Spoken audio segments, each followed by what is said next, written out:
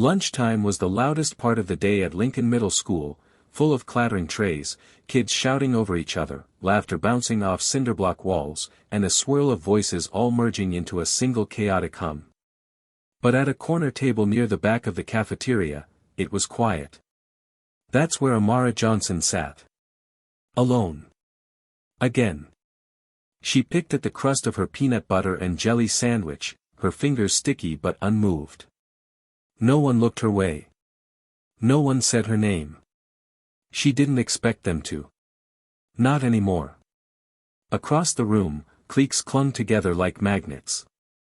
The soccer girls with their ponytails and inside jokes. The gamer boys trading memes and chips. The student council kids acting like mini politicians. And then Amara. The only one sitting at a four-person table with just her lunchbox and her thoughts for company. She glanced up, hoping, just for a second, that someone might wave, smile, nod. A tiny acknowledgement. But nothing came.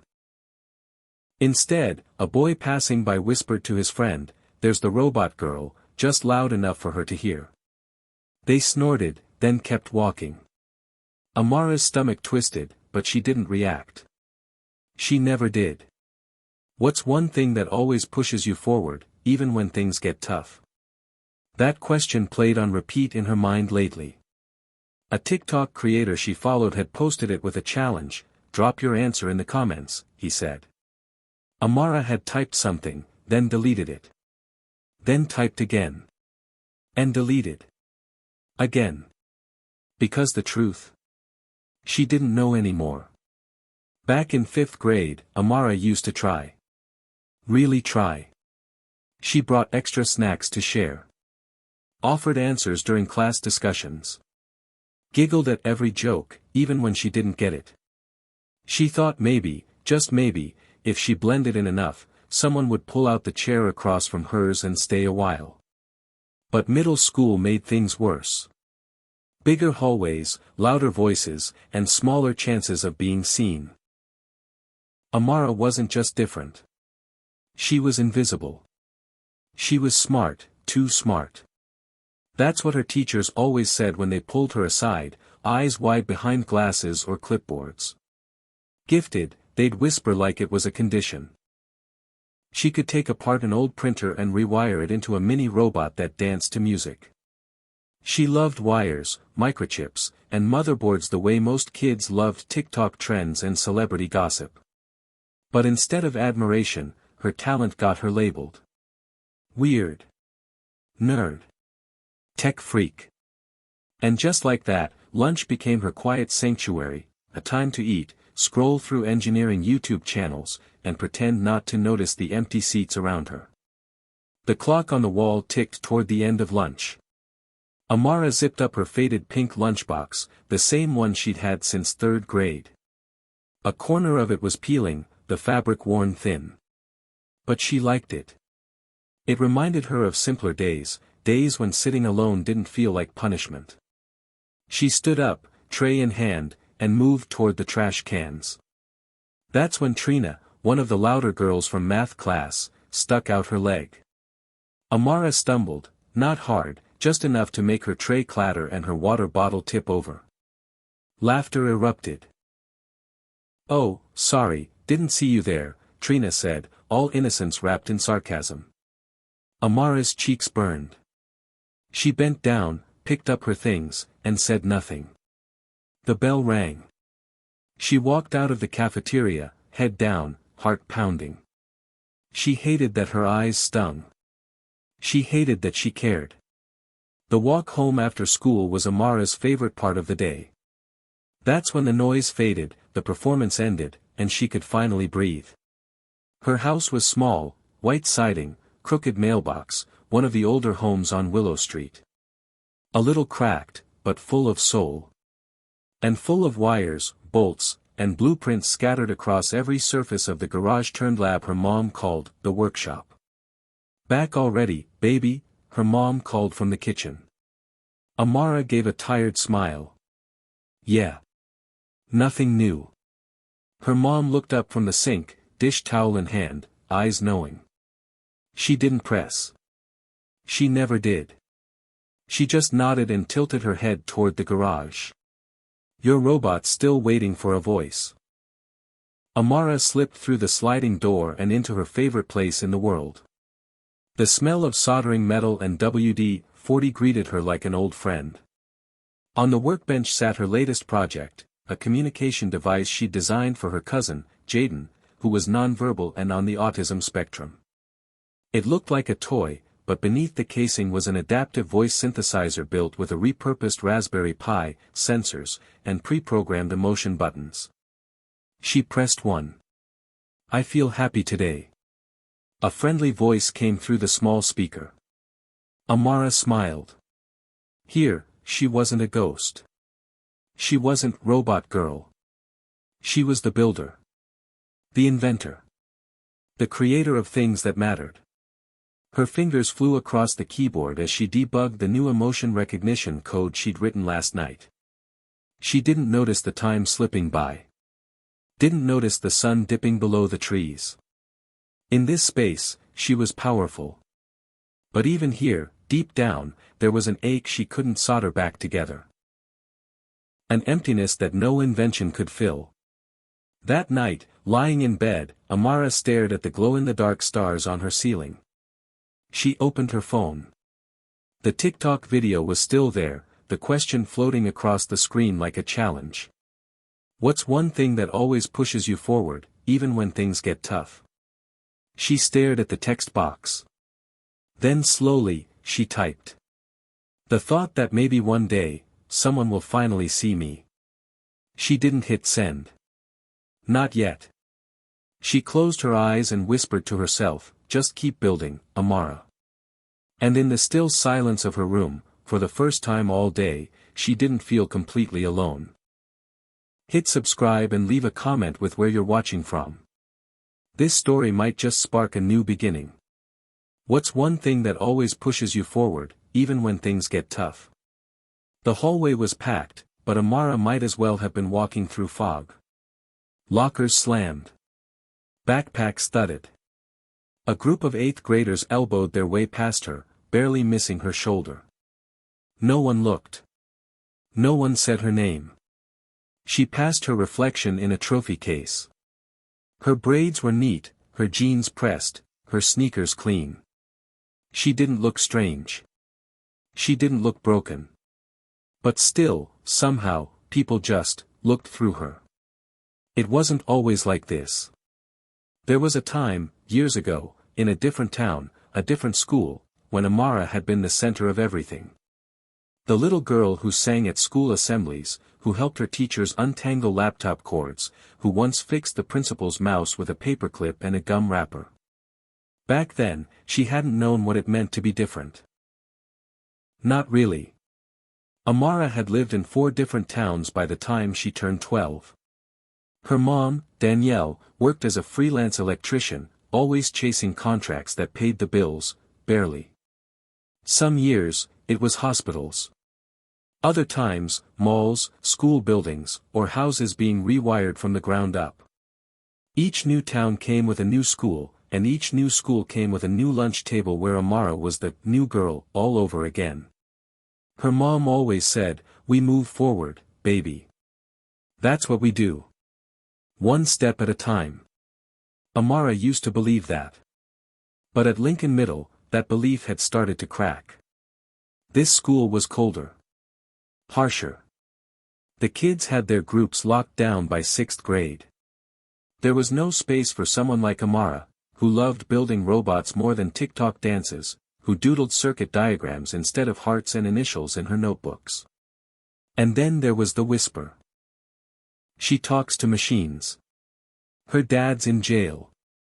She's got some disorder or something. None of it was true. But it didn't matter. The rumors about her dad were the worst. Amara never knew him. He left when she was just a baby. Her mom said he was not the kind of man who stays, and that was the end of that. But some nosy classmate once saw Amara get picked up in an old van filled with tools and wires. The rest of the story wrote itself. Kids whispered that she came from some broken home. A jailbird dad. A struggling mom. A girl who smelled like soldering iron and motor oil.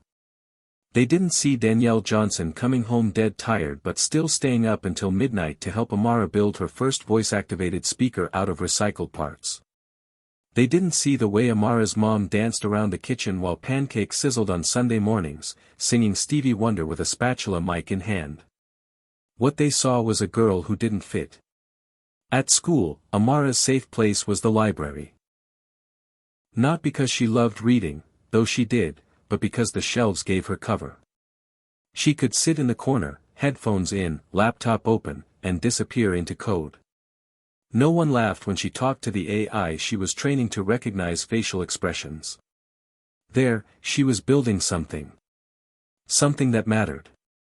One rainy Tuesday afternoon, while hiding in the library, Mr. Rivera, the science teacher, approached her table. He wore thick glasses, a mismatched tie, and had the energy of someone who truly loved atoms and awkward kids in equal measure. Working on something cool, he asked casually, eyes glinting behind his lenses. Amara minimized her window. Just, stuff. He sat down. You know, I read your essay last week about neural networks. That was college-level thinking. Actually, above some of the college students I've taught. She blinked. You've taught college? MIT, 4 or 5 years, he said, sipping from a thermos with "Nerd Fuel" printed on it. Now I'm here. Middle school is where the future starts. He didn't ask more questions. He just left a sticky note with a website link. Next Gen Inventors Conference. Applications open. You should apply. Amara stared at it long after he left. No one had ever said, "you should," to her like that before. Like she mattered. Like she could actually win something. That night, at dinner, Amara pushed her vegetables around the plate. Her mom noticed immediately. You okay, sweetie? Amara hesitated. Mr. Rivera gave me something. He thinks I should apply for this inventor thing. It's a national competition. Danielle lit up. Baby, that's amazing. Amara shrugged.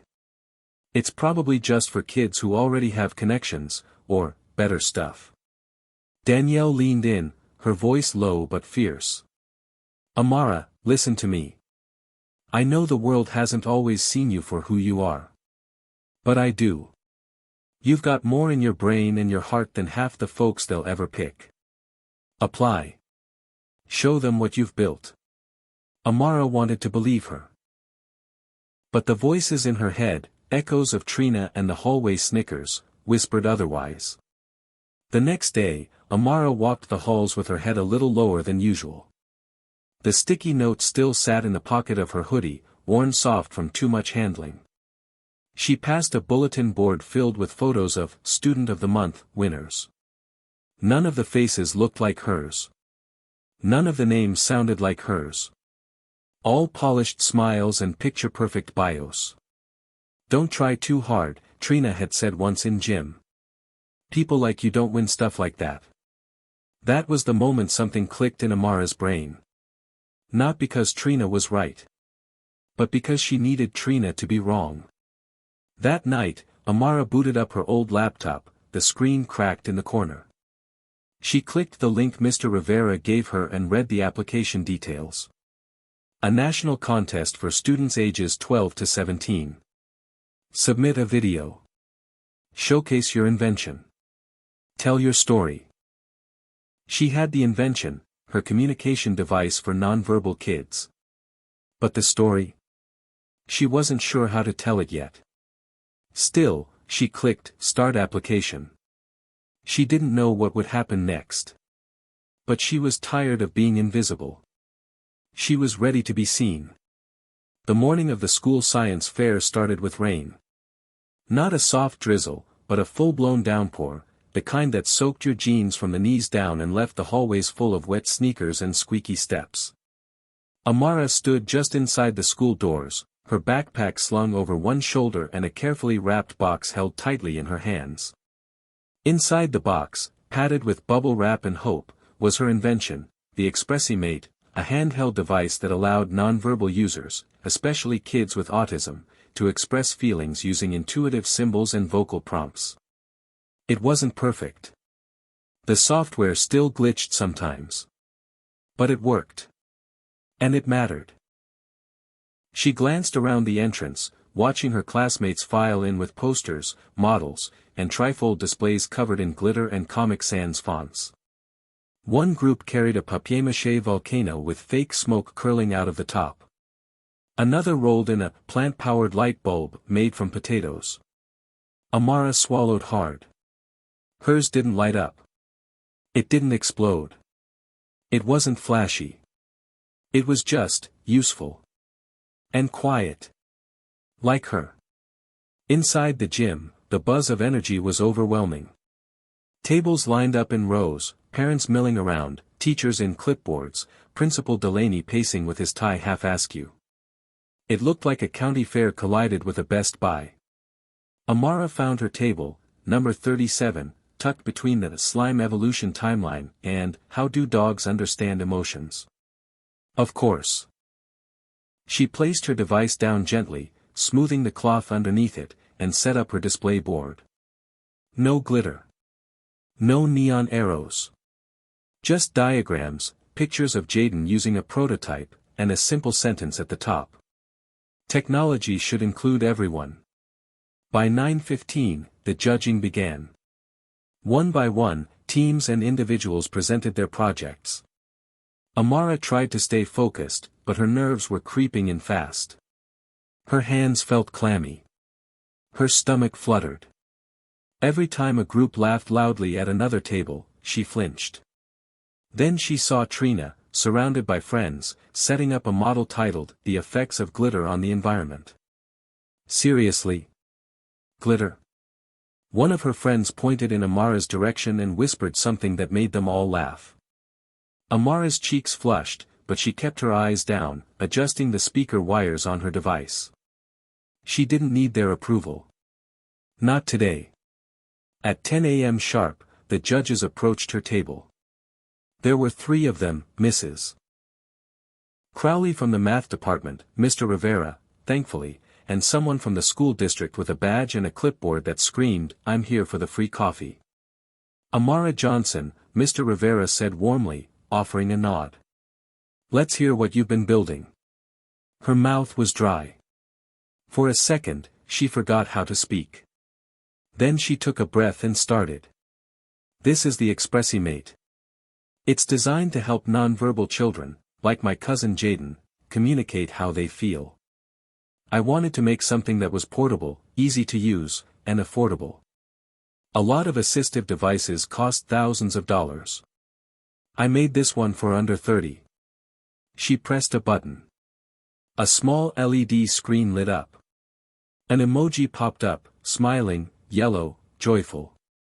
A calm synthetic voice said, "I feel happy today." She pressed another. A frown emoji. "I feel sad right now." The district guy looked up from his clipboard. "You programmed this yourself?" "Yes, using open source code and a Raspberry Pi. I modified the input algorithm to recognize tactile responses for kids who struggle with fine motor skills." Mrs. Crowley raised an eyebrow. "This is impressive." But the third judge, a man she didn't recognize, frowned slightly. "It's ambitious," he said, "but it doesn't have the visual appeal of some of the other projects. Science fair is also about presentation." Presentation? Amara's jaw tightened. She wanted to say, "It's not supposed to look pretty, it's supposed to help someone talk." But she didn't. She just smiled. "Thank you for stopping by," she said quietly. The judges moved on. An hour later, the winners were announced. Best Group Project, Volcano Power. Most Creative, Slime Through the Ages. Best Individual Project, The Effects of Glitter on the Environment. Trina beamed as if she'd won an Oscar. Amara clapped politely. No mention of her. No honorable mention. Not even a side category for innovation. Just silence. Again. When the crowd cleared, Mr. Rivera stopped by her table. They missed it, he said, not even trying to hide his frustration. They were looking for show and tell. You gave them real-world impact. It's fine, Amara said, packing up her device. I didn't expect anything. That doesn't mean you didn't deserve it, he replied. Sometimes people don't recognize genius when it doesn't sparkle. Amara gave a half-smile. Guess I should have used more glitter. That night, Amara sat in the workshop, legs crossed on the concrete floor, her Expressimate in her lap. Jaden had loved it. He used it every day now. It helped him tell his mom when he was scared, or when the lights were too bright, or when he just wanted quiet. It worked. Even if the judges didn't care. Even if the world didn't see it. She turned the device on and hit one of the newest buttons she'd added. A tiny heart icon appeared. I made this for someone I love. Before going to bed, she opened TikTok. She thought about all the glitter projects that got awards, all the noise and flash and popularity. Then she looked at her invention, quiet, sturdy, simple, and her fingers started to type. This is the Expressimate. I built it for my cousin Jaden, who can't speak the way most of us can. It helps him say how he feels. It's not pretty, and it doesn't explode, but it matters. She attached a short video of the device in action. Her finger hovered over post for a long time. Then she hit it. Post. She put the phone down, turned out the light, and whispered, "You're enough, Amara. Glitter or not." And for the first time in weeks, she slept soundly. It started with a notification. Just one. At Kintakmum liked your video. Amara was brushing her teeth when her phone buzzed again. And again. By the time she spit out her toothpaste, she had 12 more. She squinted at the screen, not entirely trusting her sleep-blurred vision. 21 likes. 3 comments. 4 shares. By the time she'd changed into her hoodie and jeans, it had jumped to 67 likes. She blinked at the number. She wasn't used to this kind of response. Most of her posts, short clips of her projects, quiet voiceovers, maybe the occasional robot wave, rarely broke a dozen views. It wasn't exactly influencer territory. But this was new. She clicked on the comments section. This made me cry. My son is nonverbal too. Thank you for this. Where can I buy one of these? Seriously. Why isn't this being talked about more? Her hand trembled a little as she scrolled. Then she saw the one that stopped her heart cold. Someone tag at Good Morn America ASAP. By lunch, the video had 3,400 views.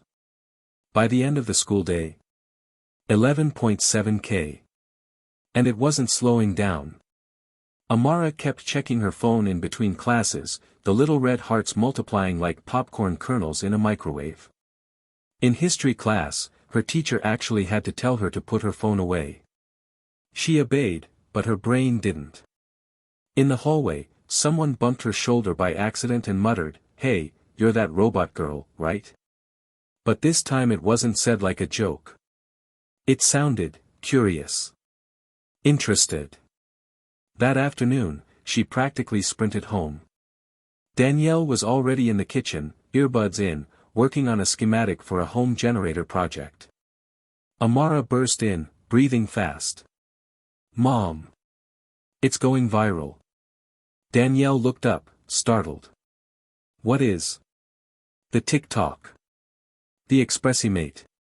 It's at like 30,000 views." Her mom dropped the pencil. "Wait, are you serious?" Amara nodded, mouth wide open. Danielle grabbed the phone and replayed the video. Her hands shook just a little as she watched. "Amara," she said softly.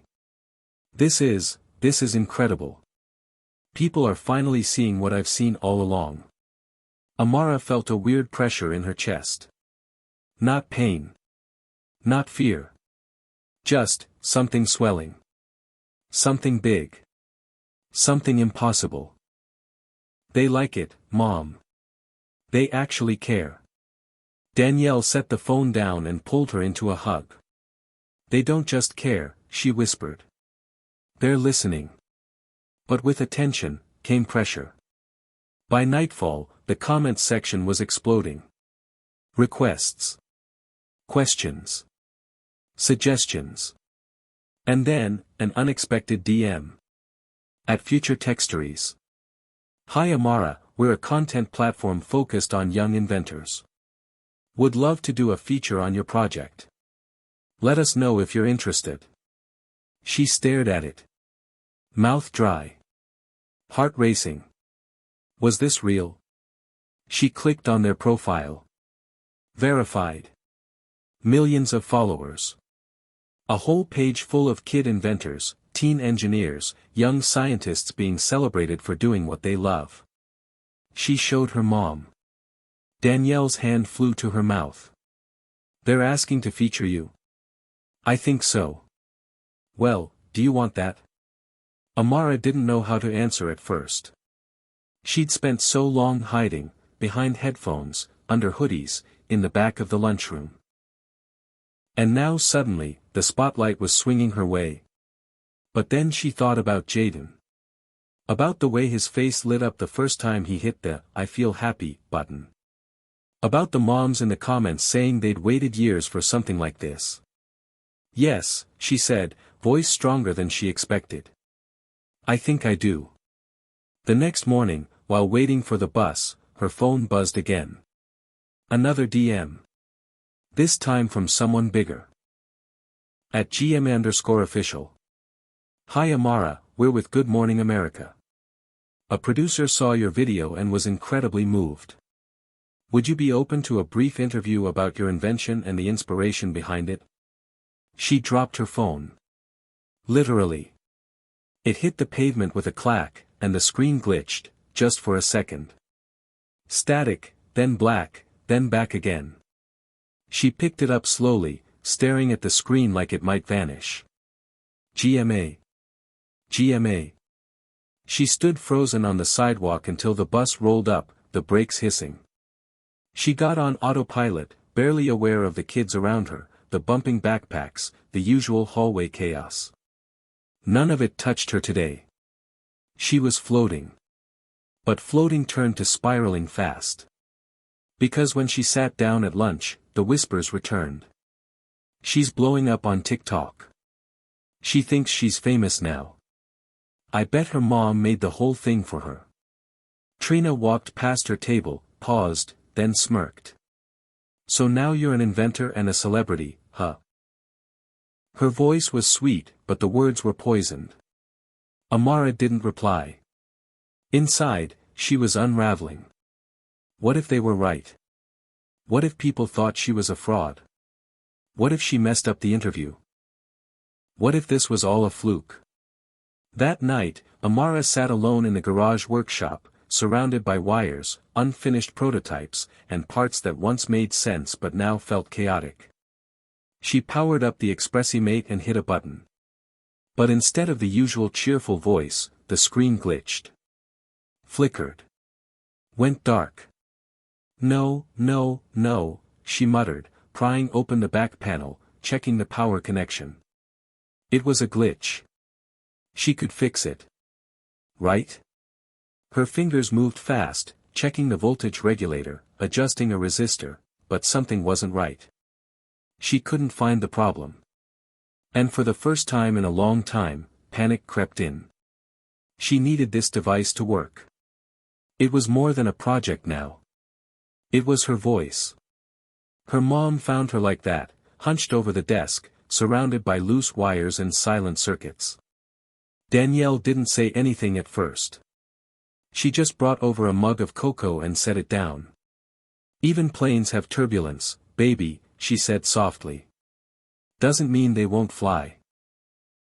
Amara looked up, her eyes glassy. What if it crashes?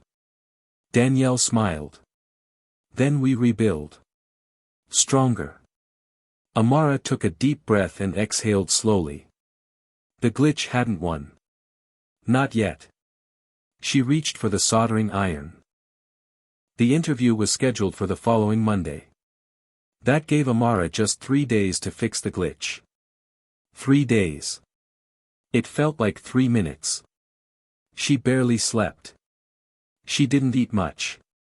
Each day was a blur of late-night soldering, frustrated sighs, and frantic Googling. The Expressimate wasn't perfect. It wasn't flawless. But it was working again.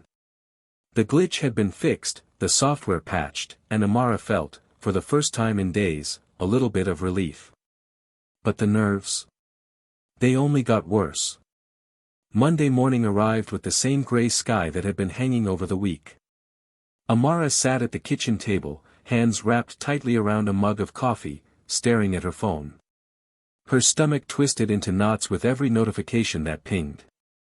The DM from Good Morning America was still there, sitting at the top of her inbox.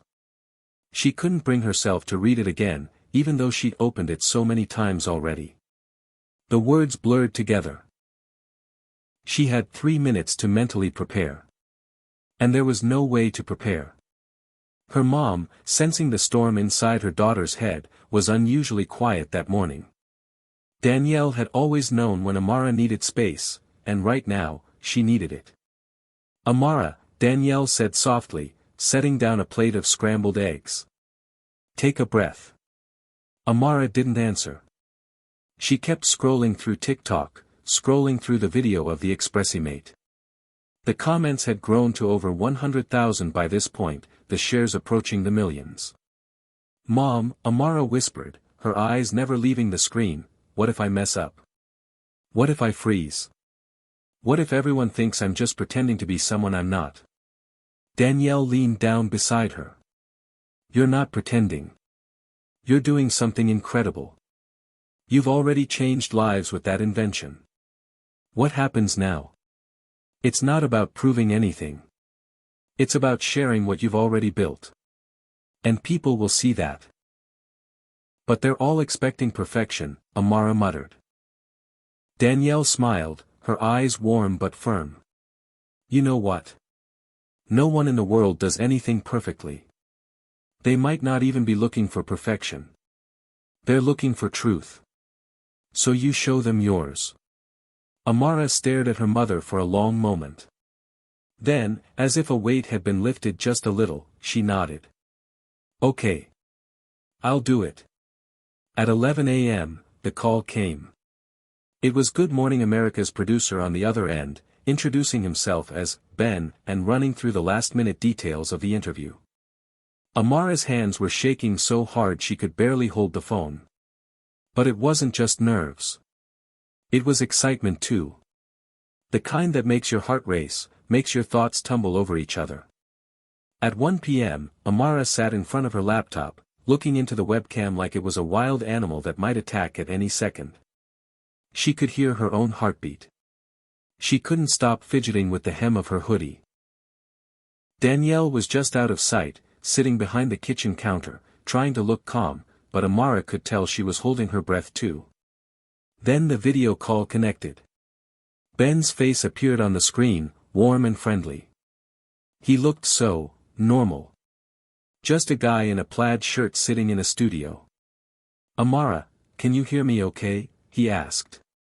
She nodded, her voice tight. Yes, I can hear you. Ben smiled. Great. We'll get started in just a minute. I have a few questions for you, but I really just want you to tell your story. So take your time, okay? Amara's throat tightened. This was it. No going back now. The next hour was a blur. Ben asked her about the Expressimate, how it worked, what inspired her to create it. He wanted to know about her process, how she developed the idea, the challenges she faced, and what drove her to keep going even when no one was watching. She answered honestly, every word coming from a place deep inside her.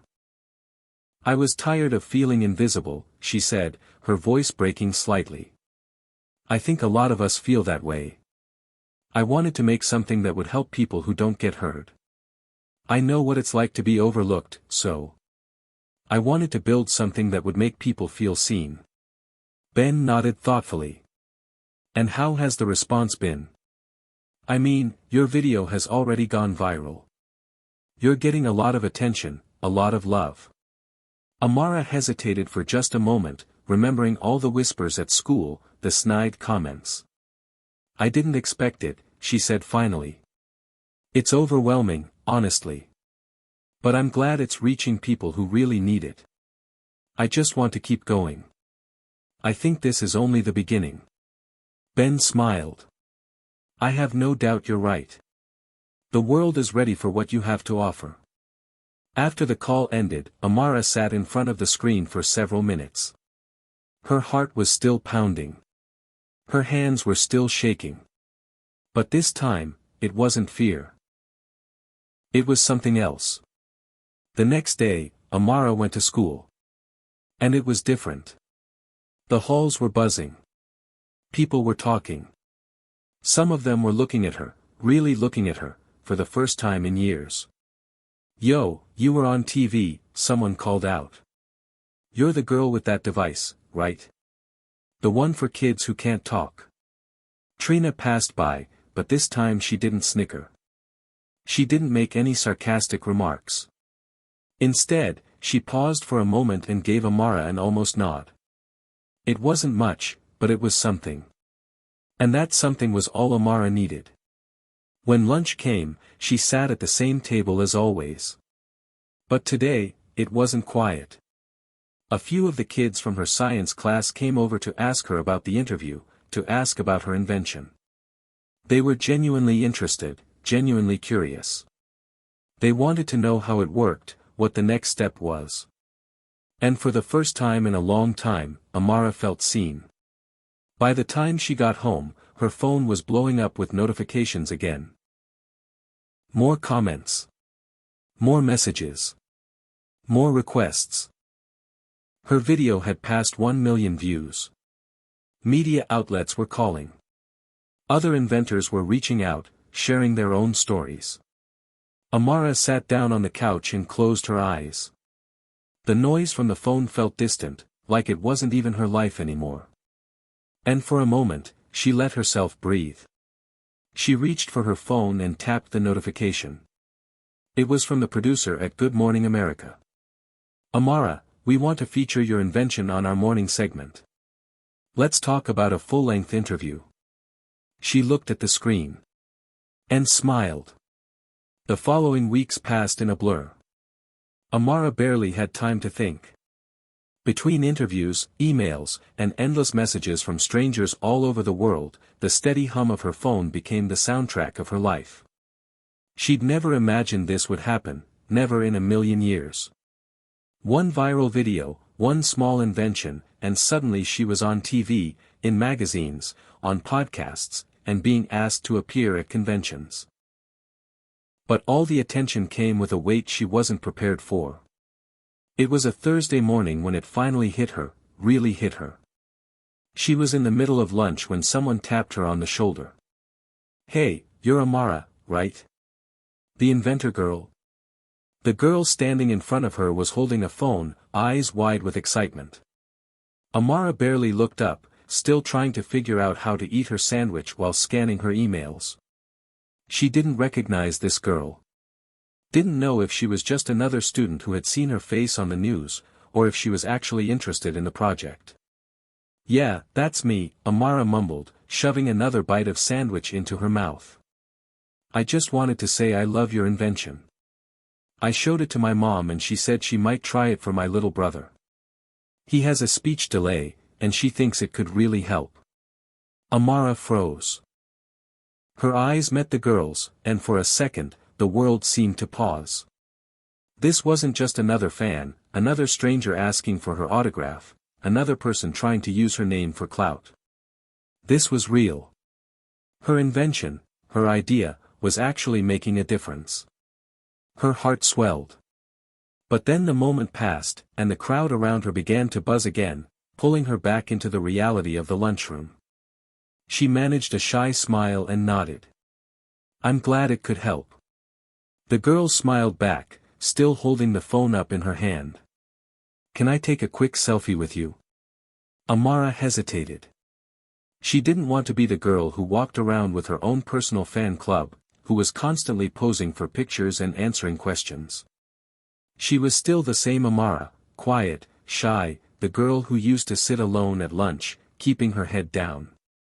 But the girl was looking at her, hopeful, excited. Sure, Amara said, giving a half smile. As they snapped the picture, she felt a strange discomfort in her stomach, but she pushed it away. She wasn't about to let her own insecurities stop her from connecting with someone who genuinely wanted to learn more. By the time the bell rang, signaling the end of lunch, Amara was exhausted. Not physically, but emotionally. She was constantly juggling her public image and the pressure to keep up with the expectations everyone had for her now. No one cared about the shy girl in the back of the lunchroom anymore. They only cared about the inventor, the girl who could change the world. And that made her feel exposed. Vulnerable. Like she was losing parts of herself she wasn't ready to let go of. She barely even realized how much time had passed until her phone buzzed again. Good Morning America had called. They wanted her on set for a live interview the next week. And it wasn't just any interview. It was a full segment on the show, a segment that would reach millions of people.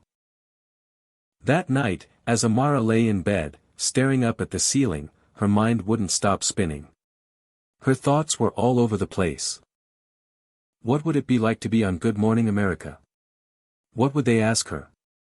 Would people finally see her for who she really was, or would they only see the girl with the invention? The girl who could speak for those who couldn't. Amara wanted to believe the world could see her for both. She wanted to be more than just a one-hit wonder. More than a viral sensation. She wanted to inspire others, but also stay grounded, stay true to herself. She pulled the covers up to her chin, trying to settle the whirlwind in her head. The following morning was the kind of morning that made everything feel like it was happening too fast. The camera crew from Good Morning America arrived at her house to do a pre-interview, set up the equipment, and get a feel for her space. Amara stood in her bedroom, staring at her reflection in the mirror, taking a deep breath. She couldn't deny that she felt nervous.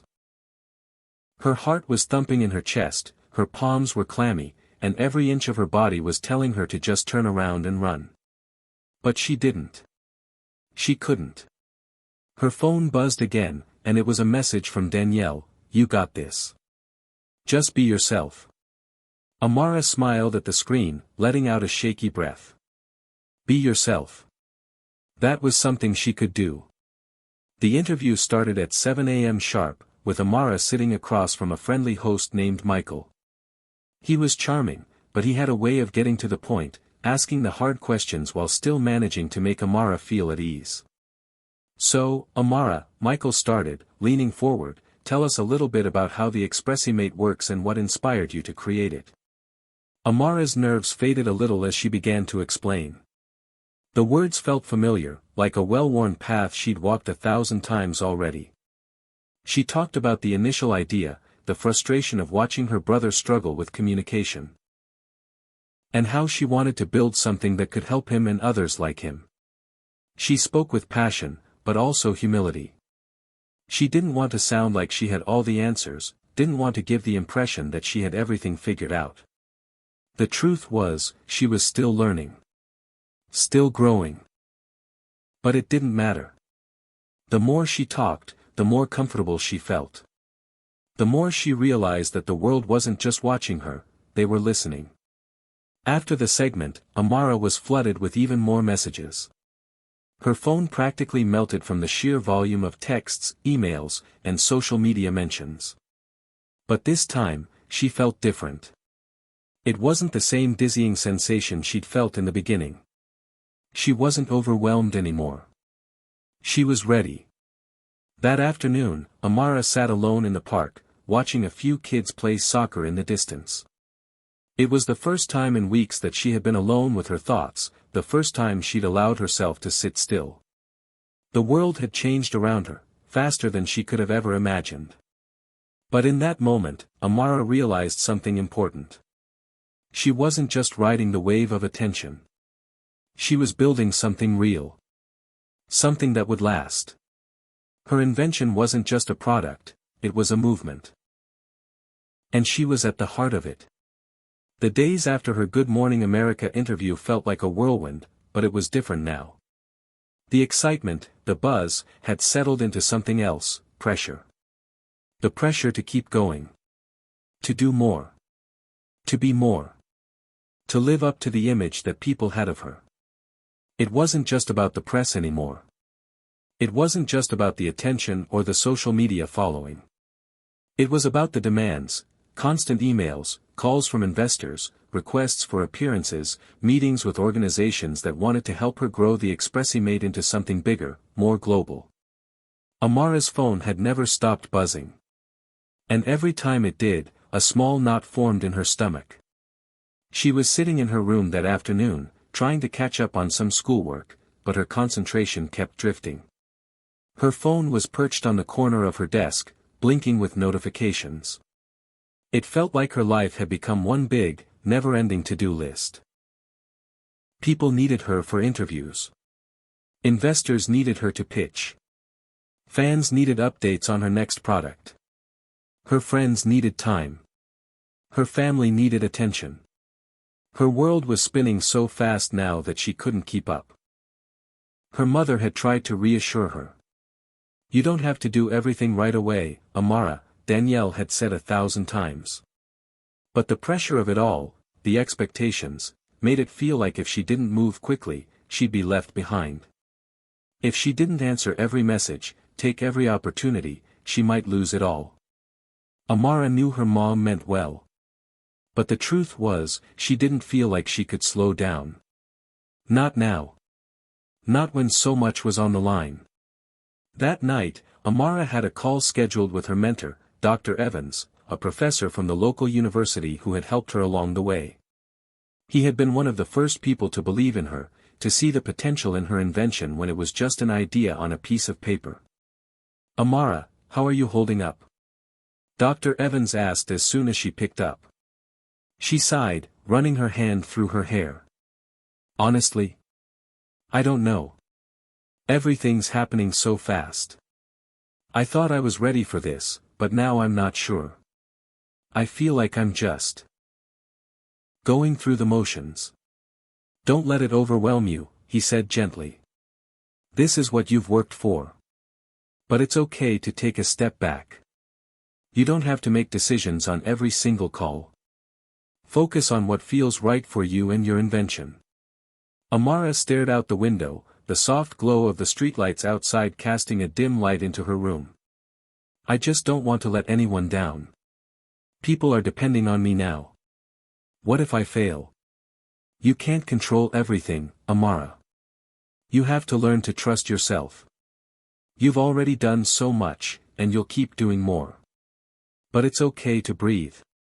You're allowed to take breaks."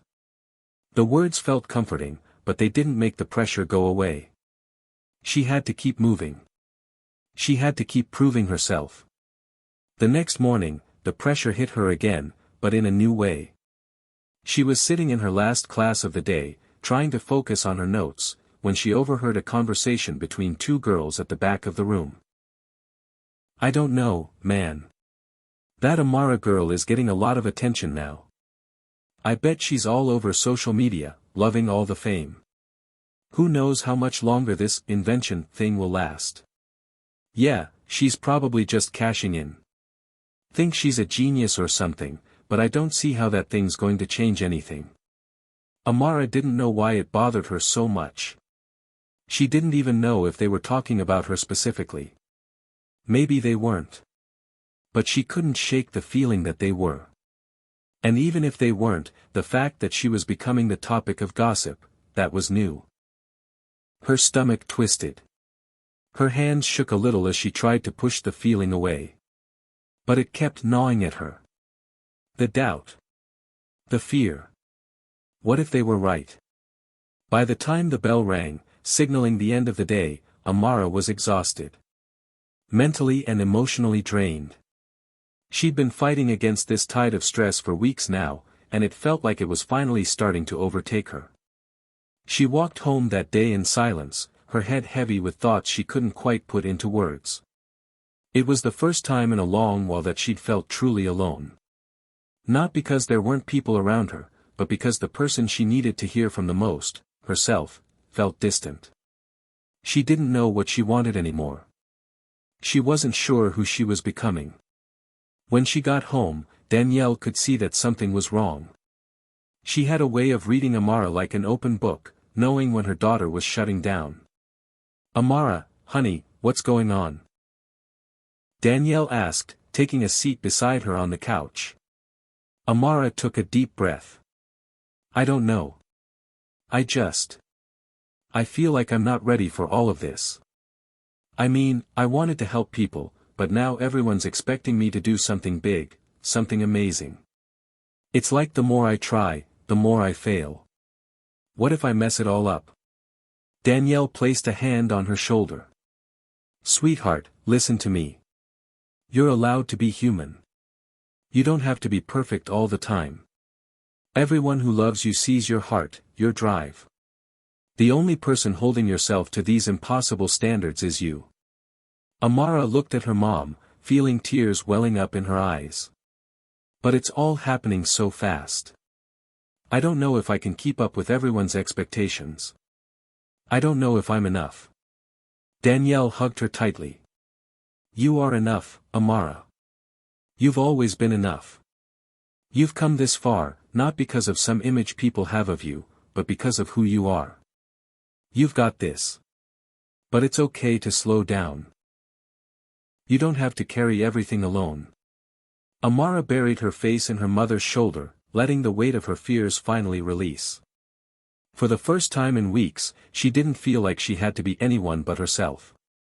That night, as she lay in bed, Amara thought about everything that had happened over the past few months, the highs, the lows, the people who believed in her, and the ones who didn't.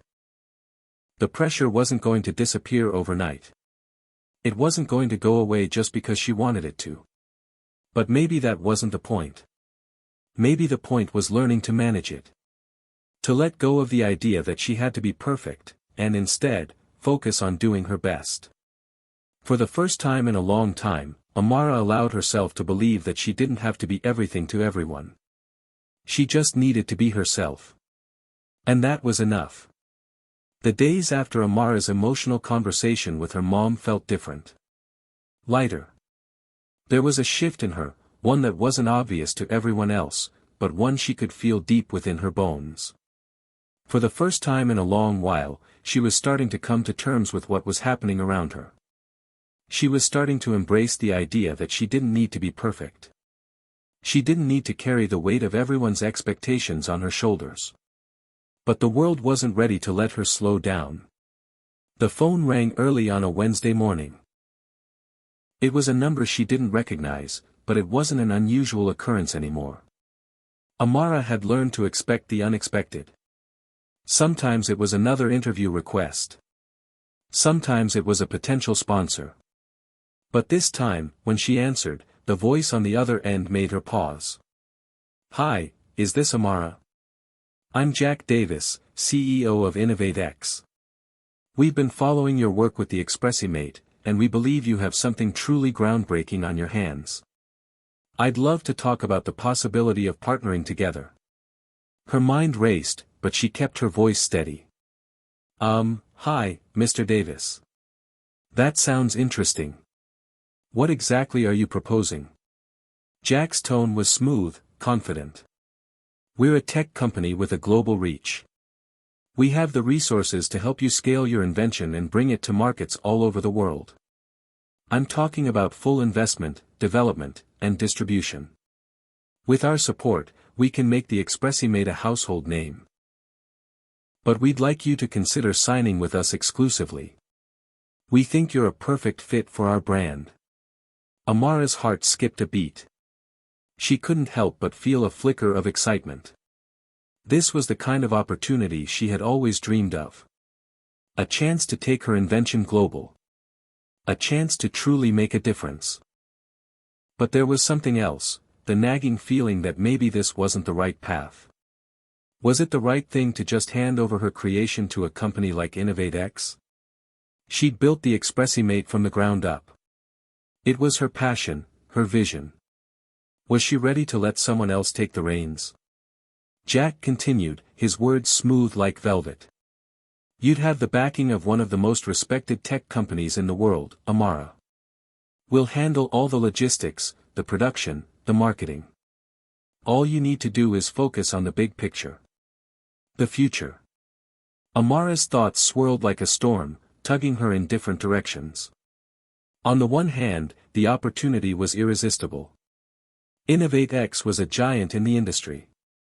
If they partnered with her, the sky was the limit. The possibilities were endless. She could finally reach all the people who needed the Expressimate, and it could become something truly life-changing.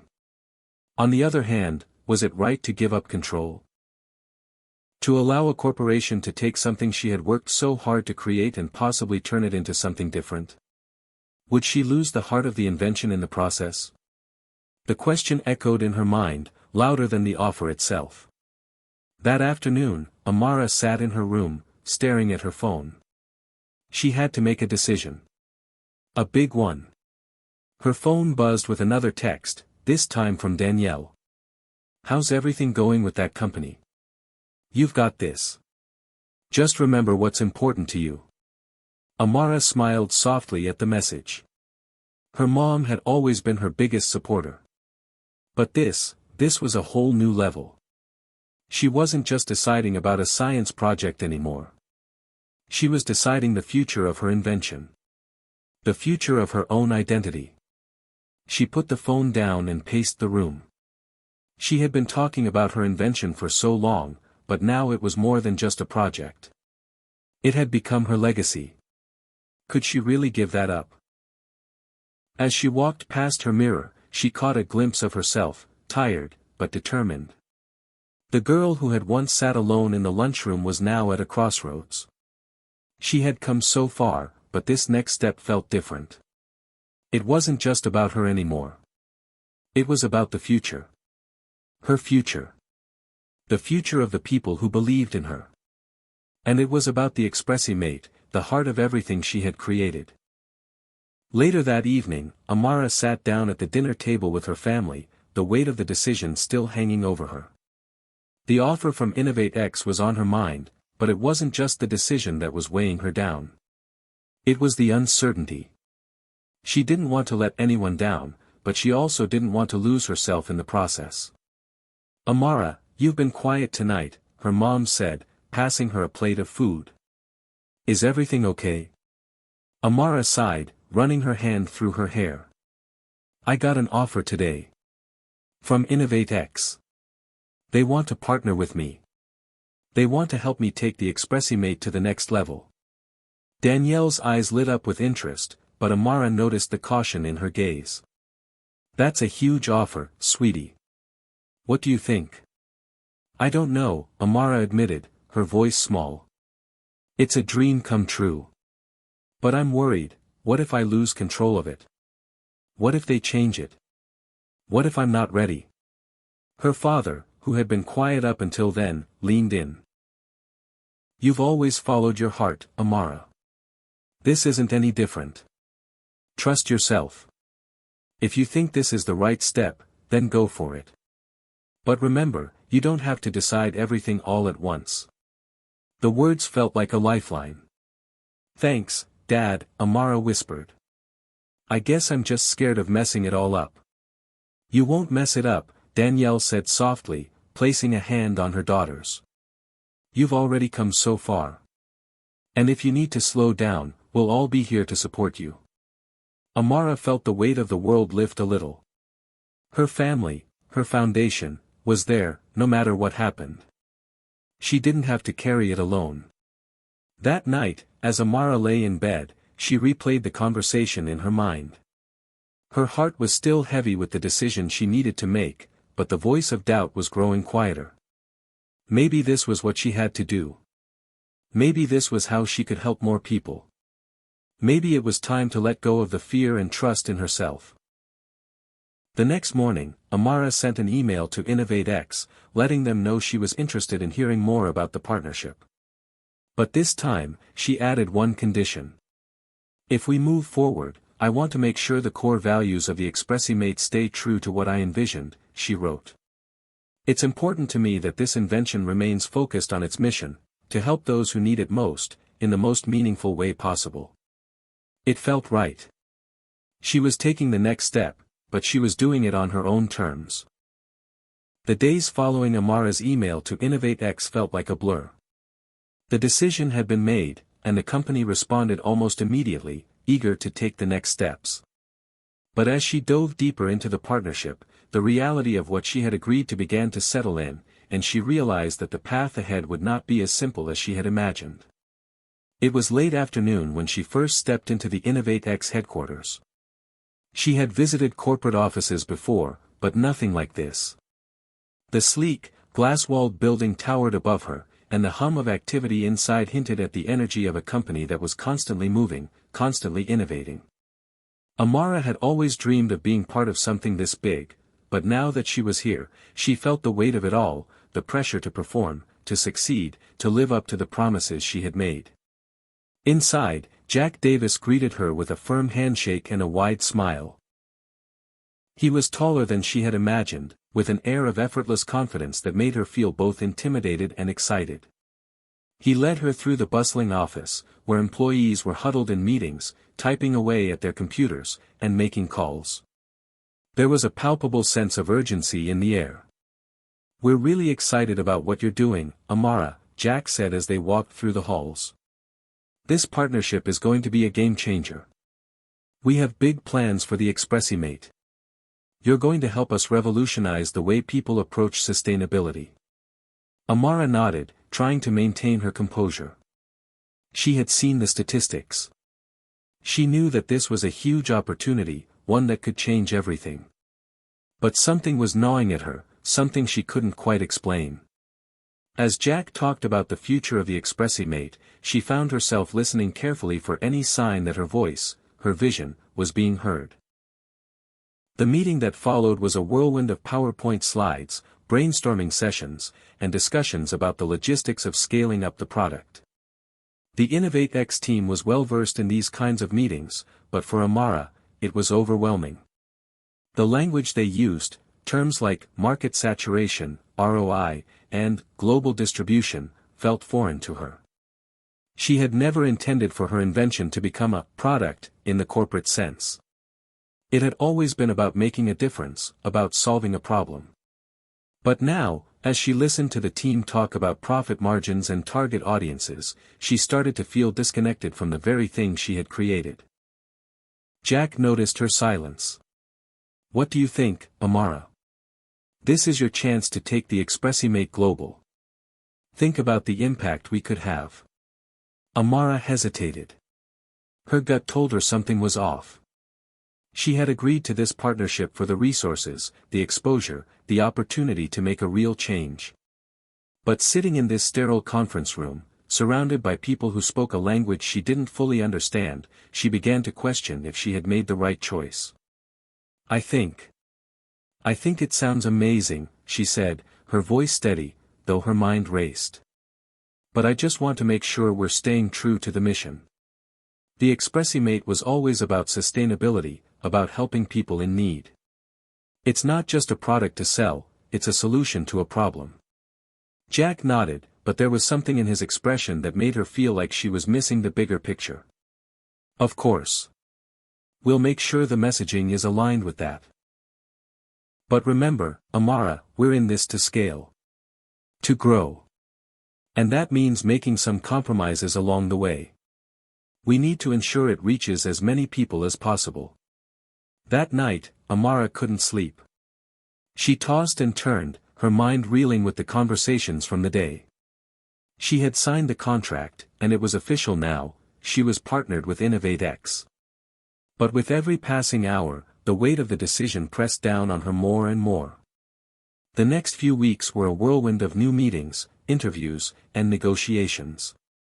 InnovateX's marketing team had already started drafting advertisements, and the design department was working on rebranding the ExpressiMate.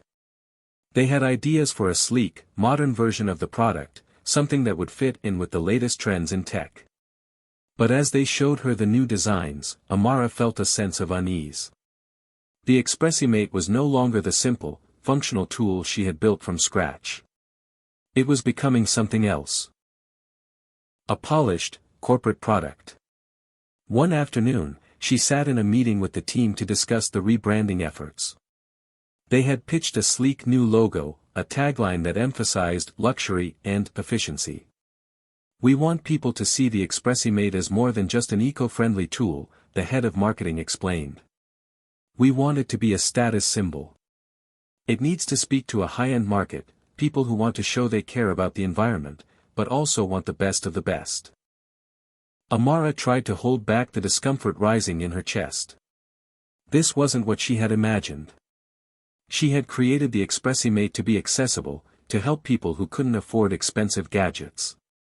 But now it was being positioned as a luxury item, something for the wealthy elite.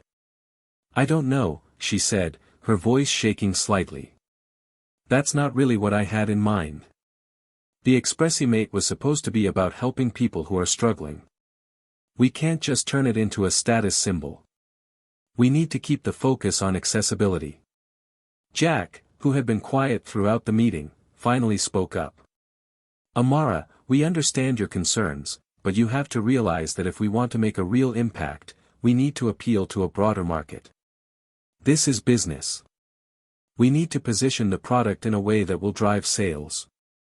That night, Amara sat in her room, staring at the blueprint of the new branding.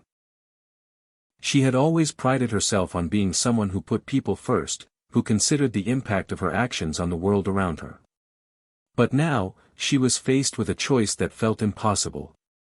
If she pushed back too hard, would she lose the partnership? Would she risk everything she had worked for? But if she compromised too much, would she lose the soul of the ExpressiMate? It was a crossroads. Amara knew she couldn't let fear dictate her decisions.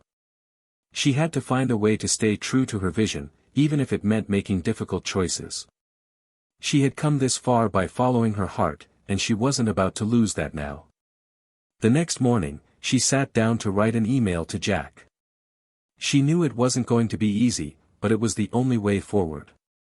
"Jack, I appreciate the work InnovateX is putting into the rebranding, but I feel strongly that we need to make sure the ExpressiMate stays true to its roots.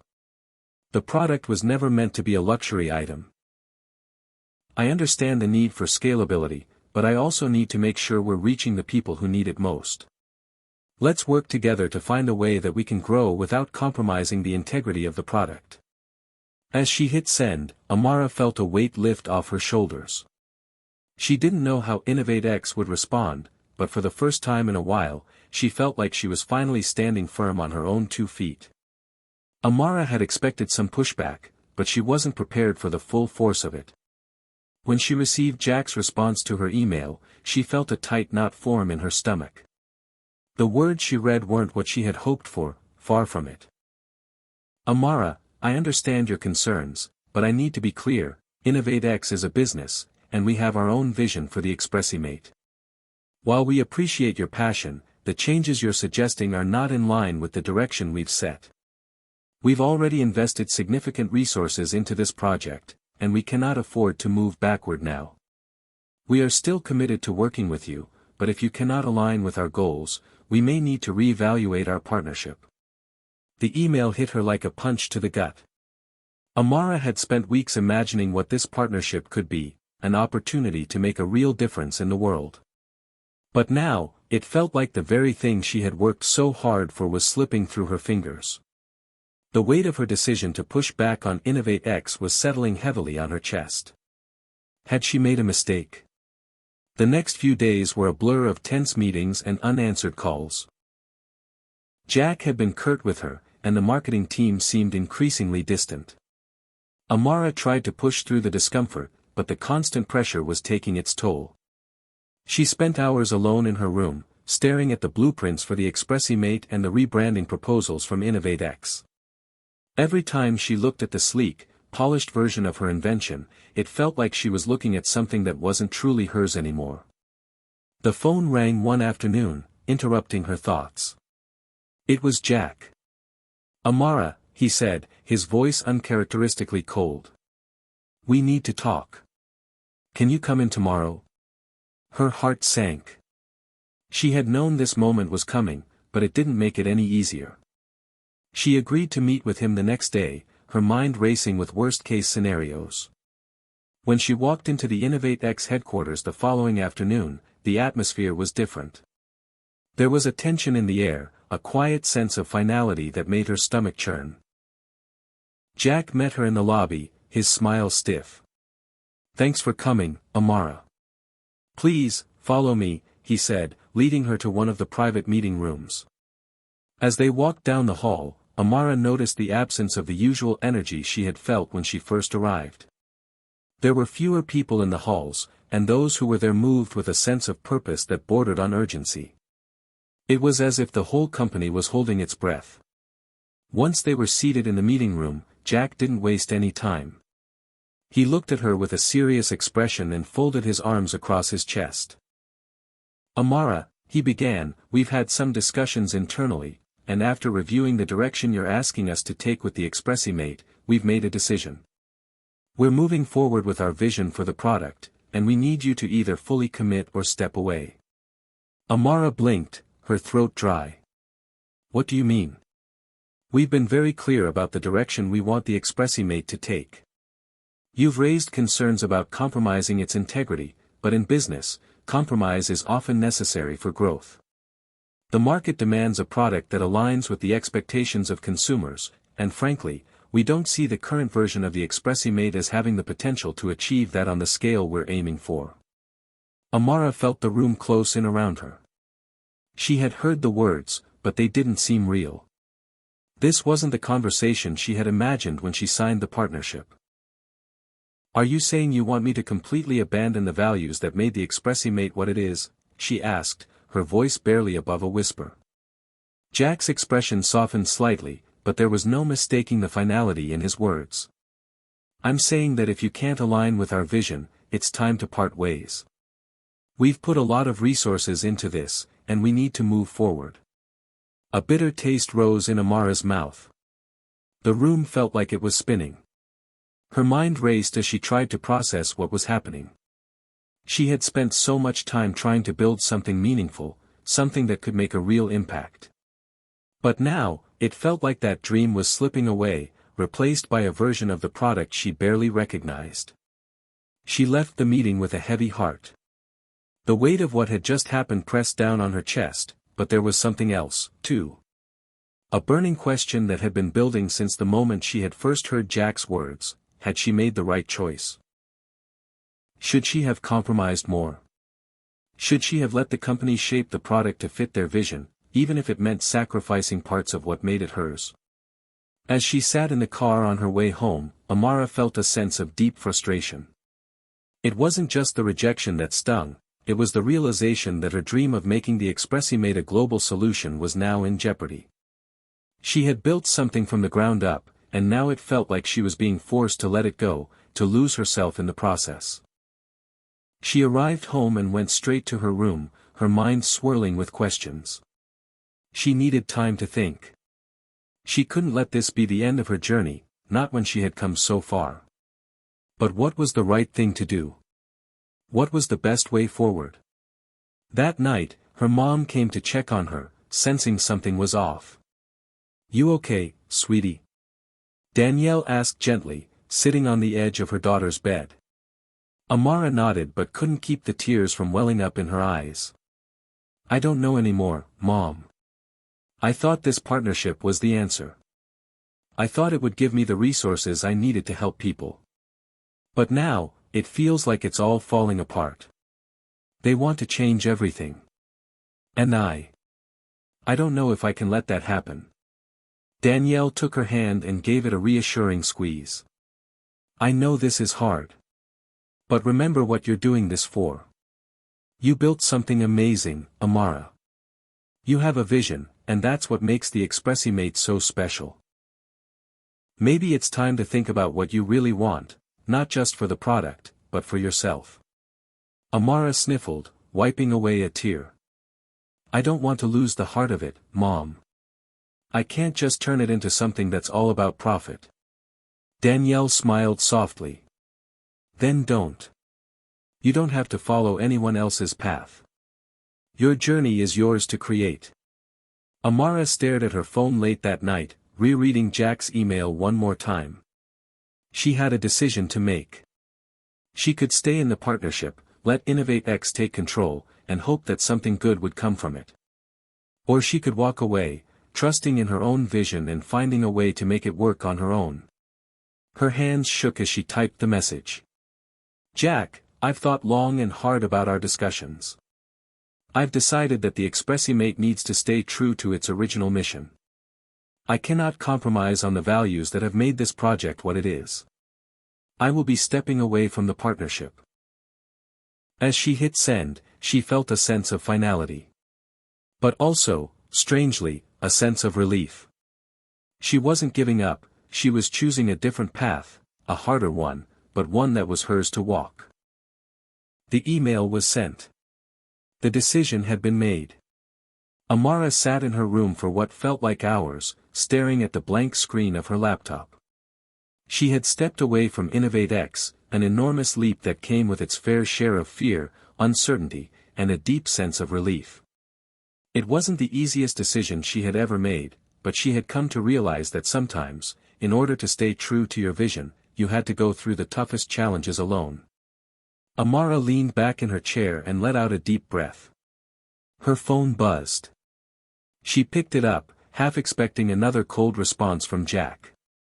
Instead, it was a message from her mother. I'm proud of you, sweetheart. No matter what happens next, you're staying true to yourself, and that's everything. Let's talk when you get a chance. A smile tugged at Amara's lips. It was the kind of reassurance she needed, but she knew the journey ahead wouldn't be easy. InnovateX had the resources, the team, the connections. But she had something they didn't, her heart, her authenticity, and a vision that refused to be compromised. The next morning, Amara sat at the kitchen table, sipping her coffee. The world felt different now. More open, more uncertain, but also full of possibility.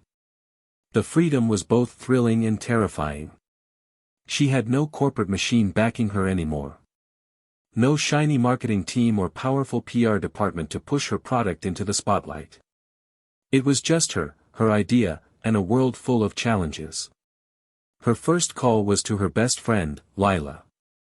They had been through so much together, and Lila knew better than anyone what the Expressimate meant to her. Amara, you did it. You really did it, Lila said, her voice filled with pride. I had to, Lila, Amara replied, her tone more contemplative than excited. It just wasn't right anymore. I couldn't let them change what I had built. But now I have to figure out how to make this work on my own. And I'm scared. You're scared? Lila laughed, though there was warmth behind it. Girl, you've been scared since the first time you had that idea. But you're still here. You've got this. And you've got me. Amara chuckled softly. I don't even know where to start. I need resources, I need a team, You need to breathe, Lila interrupted. One step at a time. You've got the vision. Now, let's figure out the rest. First, though, what's your plan? Amara paused. She had always been the one to plan, to have a roadmap. But now, it felt like everything was up in the air. I guess I need to go back to basics. I need to connect with the people who believed in the Expressimate in the first place, those who saw it for what it really is. I need to build from there. Okay, I'm listening. I'll start small. I'll reach out to independent stores, eco-friendly businesses. I'll get the word out in a way that's more grassroots. Maybe I'll start a crowdfunding campaign. But I need to be really careful. I can't repeat the mistakes I made before. Lila was silent for a moment before responding. You're already on the right track. You've got the passion. You've got the drive. Now, you just need to make sure your message stays true. If you focus on that, on being real with people, you won't fail. A few days later, Amara found herself at a local coffee shop, meeting with a small business owner who had agreed to listen to her pitch. After some initial pleasantries, she launched into her story, how she had created the Expressimate with a vision to help people reduce waste and live more sustainably. She spoke about how her initial partnership with InnovateX had seemed like the perfect opportunity but had ultimately led her to walk away when her core values were compromised. The owner, a woman named Erica, listened intently, her arms crossed as she took it all in. "I can see that you're passionate about this," Erica said after a long pause. "But passion alone doesn't sell products. You've got to prove to people that you're more than just a good idea. You need a story. You need to show them why they should care." Amara nodded, feeling a knot form in her stomach. She had always thought that the product spoke for itself. But now, Erica's words stung in a way she hadn't anticipated. "I get that," Amara said, her voice soft. "But the story is already there. It's about people coming together to make small changes. It's about a solution that's simple and effective. That's the heart of the Expressimate." Erica smiled, but it wasn't a smile of reassurance. "I'm not talking about the product. I'm talking about you. Who are you? What's your journey? Why does the Expressimate matter to you? People buy stories before they buy products. They want to know you." Amara felt the weight of those words. She had never really thought about it that way before. Sure, she had been focused on the product, on the invention itself. But Erica was right. People didn't just want to buy a tool, they wanted to buy into the person behind it. And if Amara couldn't tell her story in a way that connected with people, all the passion in the world wouldn't be enough. That night, Amara sat at her desk, thinking deeply about the conversation with Erica. She realized that her journey hadn't just been about creating something useful, it had been about proving to herself that she could do it, despite all the obstacles. And now, it was time to share that journey with the world. She needed to be open, to be vulnerable. People needed to see who she was, not just what she created. The next morning, Amara decided to start by telling her story on social media.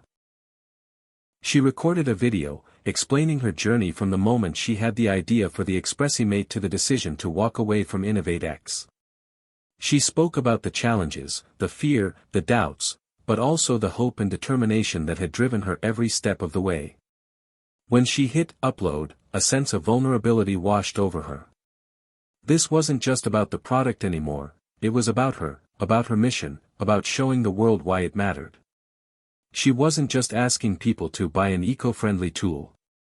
She was asking them to join her in a movement, a mission to make the world better, one small change at a time. The response was immediate. Comments started flooding in, messages of support, encouragement, and questions about how they could get their hands on the product.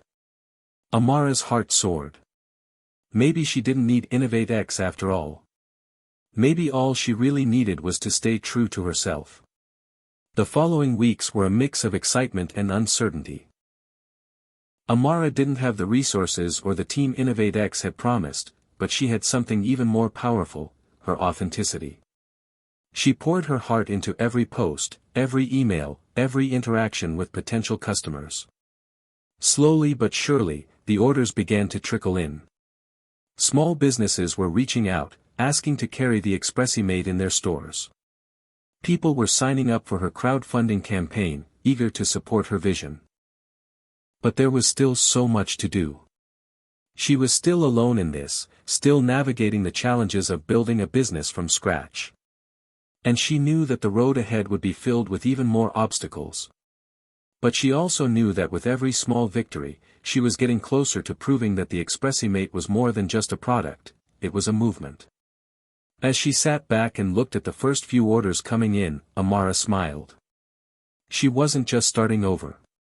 She was starting something new, something real. And this time, it was all hers. Hit subscribe and leave a comment with where you're watching from. This story might just spark a new beginning.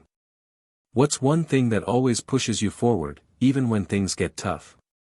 The phone rang early that Monday morning, its shrill tone cutting through the quiet of Amara's apartment. She'd been up late working on new designs for the Expressimate, tweaking the interface to make it even more user-friendly, so the sound startled her. She reached for the phone, still groggy, and glanced at the screen. The caller ID read, Sophia Daniels, Ecotech News. Amara blinked in surprise. Ecotech News? Her pulse quickened. She had sent a press release a few weeks ago, but she hadn't expected anything to come from it, not this soon, at least. Hello, she answered, trying to keep the excitement out of her voice. Amara? The voice on the other end was warm but professional.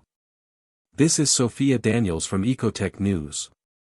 I hope I'm not catching you too early. No, not at all. Amara sat up in bed, heart racing. What can I do for you? Well, I've been following your story for a while now, your decision to go solo with the Expressimate after leaving InnovateX. I'm really impressed with what you've been doing. We'd love to feature you in an upcoming article about entrepreneurs who are making a real difference in the eco-friendly tech space. Would you be open to an interview? Amara's breath caught in her throat. This was it. This was the opportunity she had been waiting for. Of course. I'd love to. I can't believe you're interested. Sophia chuckled. I'm definitely interested. Your story is inspiring. It's not every day we see someone so committed to making sure their product stays true to its mission, especially when it means going up against the bigger players in the market. Let's set up a time for the interview. How's tomorrow at noon? Amara's mind was racing, but she managed to compose herself. Tomorrow works perfectly. I'll be ready. Great. We'll send over the details. Thanks, Amara. I look forward to our conversation. As the call ended, Amara sat there, her mind in a whirlwind. She had to take a moment to let it sink in. A feature on Ecotech News? This could be huge. She had been working tirelessly to build momentum, and now it seemed like all her efforts were finally starting to pay off. The next day, Amara sat in front of her laptop, carefully preparing for the interview. She'd spent the morning reviewing her story, the evolution of the Expressimate, and how she wanted to communicate her passion for sustainability and her journey of going independent. As the clock ticked closer to noon, her nerves began to settle, replaced by a sense of purpose. This was her moment. When the Zoom call connected, Amara saw Sophia's friendly face on the screen. The interview began with the usual pleasantries, but soon Sophia got to the heart of the matter. So, Amara, Sophia said, her tone professional but warm, tell me about the decision to leave InnovateX. What made you take such a bold step, especially when you were so close to achieving everything you dreamed of? Amara took a deep breath. This was the question she had been preparing for. She wanted to be honest, but also convey the sense of hope and resilience that had driven her. I'd spent so much time dreaming about this moment, Amara began, her voice steady. Creating a product that could change the way people think about sustainability, helping them make small but meaningful changes in their daily lives. But when I realized that InnovateX wanted to compromise on that vision, I had to make a choice. It wasn't easy.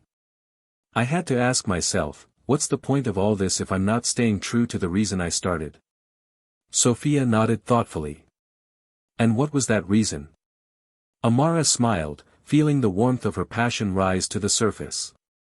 The reason was simple. I wanted to create a product that people could trust, that wasn't just about profit but about making the world a better place. The Expressimate wasn't just about a smart solution to food waste, it was about showing people that their choices matter. That we can make a difference, even in small ways. Sophia leaned forward slightly, clearly engaged. That's incredible. But what has been the hardest part of this journey for you, now that you're on your own? Amara paused, thinking back on everything she had gone through. The hardest part? Honestly, it's been the uncertainty. When you're working with a big company, there's a safety net. There are teams behind you, resources, funding. But when you're doing it on your own, you have to trust yourself in ways you never have before. You have to believe that what you're doing matters, even when it feels like the whole world is telling you to give up. Sophia smiled. And you haven't given up. That's why people are starting to take notice. You've built something authentic, something real. What's next for you and the Expressimate? Amara leaned back, her eyes lighting up as she spoke. The next step is growth. I've started small, reaching out to eco-friendly businesses and crowdfunding supporters. But I want to expand the impact. I'm not just aiming for a niche market anymore, I want to make sustainability accessible to everyone. I'm working on building partnerships with like-minded organizations, finding ways to make the Expressimate even more affordable, while staying true to its core values. And who knows? Maybe someday, the Expressimate will be a household name. Sophia's eyes sparkled. I have no doubt you'll get there, Amara. Your passion is contagious, and your authenticity shines through. We'll be sure to cover the next phase of your journey. You've got something special here. As the interview wrapped up, Amara felt a surge of confidence. She had shared her story, her vision, and her journey with someone who truly understood what it took to follow a dream. But more than that, she felt like she was finally being seen, not just as the inventor of a product, but as a person who was trying to make the world a better place. The article went live a few days later. Amara was sitting at her desk, scrolling through her email inbox, when she saw the subject line, Ecotech News Feature, Meet Amara, the entrepreneur who refused to compromise on her vision. Her heart skipped a beat as she clicked open the email. There, front and center, was her face, her story laid out for the world to read. The article captured everything she had spoken about, her passion for sustainability, her refusal to compromise on the integrity of her invention, and the journey that had led her to this point. But what struck her most was how the piece conveyed her authenticity, her drive, and her unwavering commitment to making a difference. She shared the article on all her social media platforms, and within hours, the response was overwhelming. Followers were tagging their friends, businesses were reaching out to collaborate, and orders for the Expressimate spiked. For the first time, Amara saw tangible evidence that she was on the right path. That evening, as Amara sat in her living room, she couldn't help but smile. She had taken a risk, she had faced rejection, and now, for the first time in a long while, things were starting to fall into place. It wasn't easy. It wasn't guaranteed. But it was real. As she looked at the orders coming in, the messages of support, and the positive feedback from her customers, Amara knew that this was just the beginning. She was building something that mattered, something that could change the way people thought about sustainability. And no matter what challenges lay ahead, she was ready to face them head-on. Amara stared at her phone, still trying to process what had just happened. The screen was flooded with notifications, tweets, Instagram comments, messages, and emails. It had been less than 48 hours since Ecotech News had featured her, and her phone hadn't stopped buzzing since. She had expected some attention, but this was beyond anything she'd imagined. The article had not only gone viral but had also caught the attention of major influencers, eco-activists, and, most surprisingly, larger corporations in the sustainable tech space. While she had always dreamed of having her product reach millions, the speed at which things were escalating made her head spin. She knew it was time to step up, but she also knew that the path ahead was full of both opportunities and complications. The first breakthrough came when a representative from a well-known sustainable lifestyle brand, Greenscape, reached out. They had been impressed by Amara's story and wanted to discuss a potential partnership. Hi Amara, this is Jack from Greenscape. I wanted to personally congratulate you on your Ecotech feature. I've been following your progress for a while now, and I think the Expressimate aligns perfectly with our mission of providing eco-conscious consumers with sustainable alternatives. We'd love to explore the possibility of collaborating on distribution. Let's schedule a time to talk. The email hit Amara like a ton of bricks. Greenscape was a major player in the industry. Their products were sold in thousands of stores worldwide. A partnership with them could catapult the Expressimate into the mainstream. She sat back in her chair, her thoughts racing. This was the kind of opportunity she had dreamed of. But with it came the question she had been trying to avoid: was she ready to scale up?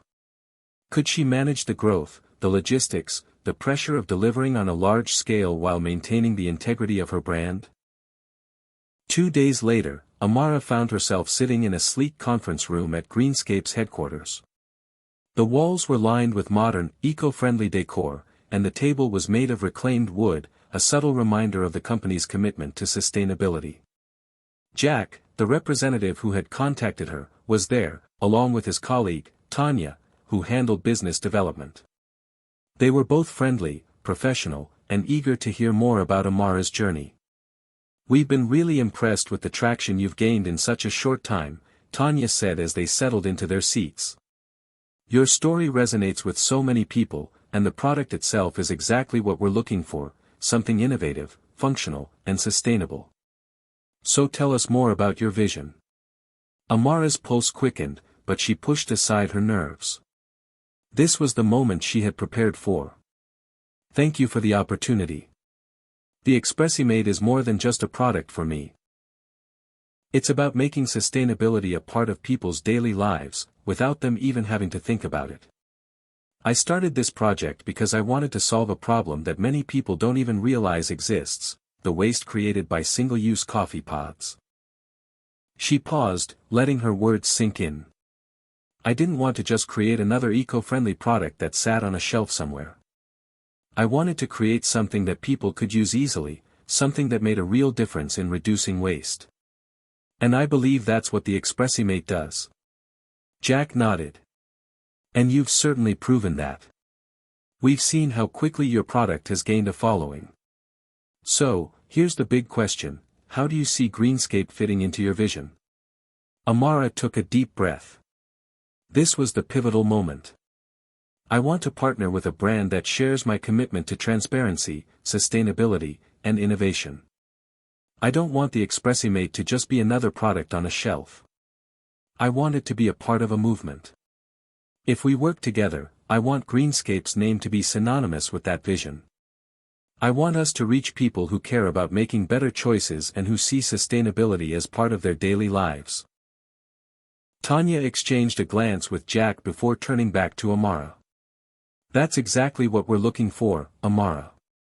We're not just about selling products, we're about building a community of people who believe in change. And we think your product and story are the perfect fit for that." Amara's heart raced as they began discussing the details of a potential partnership, distribution channels, marketing strategies, and the logistics of scaling production. The more they talked, the more she realized just how much this partnership could elevate the Expressimate.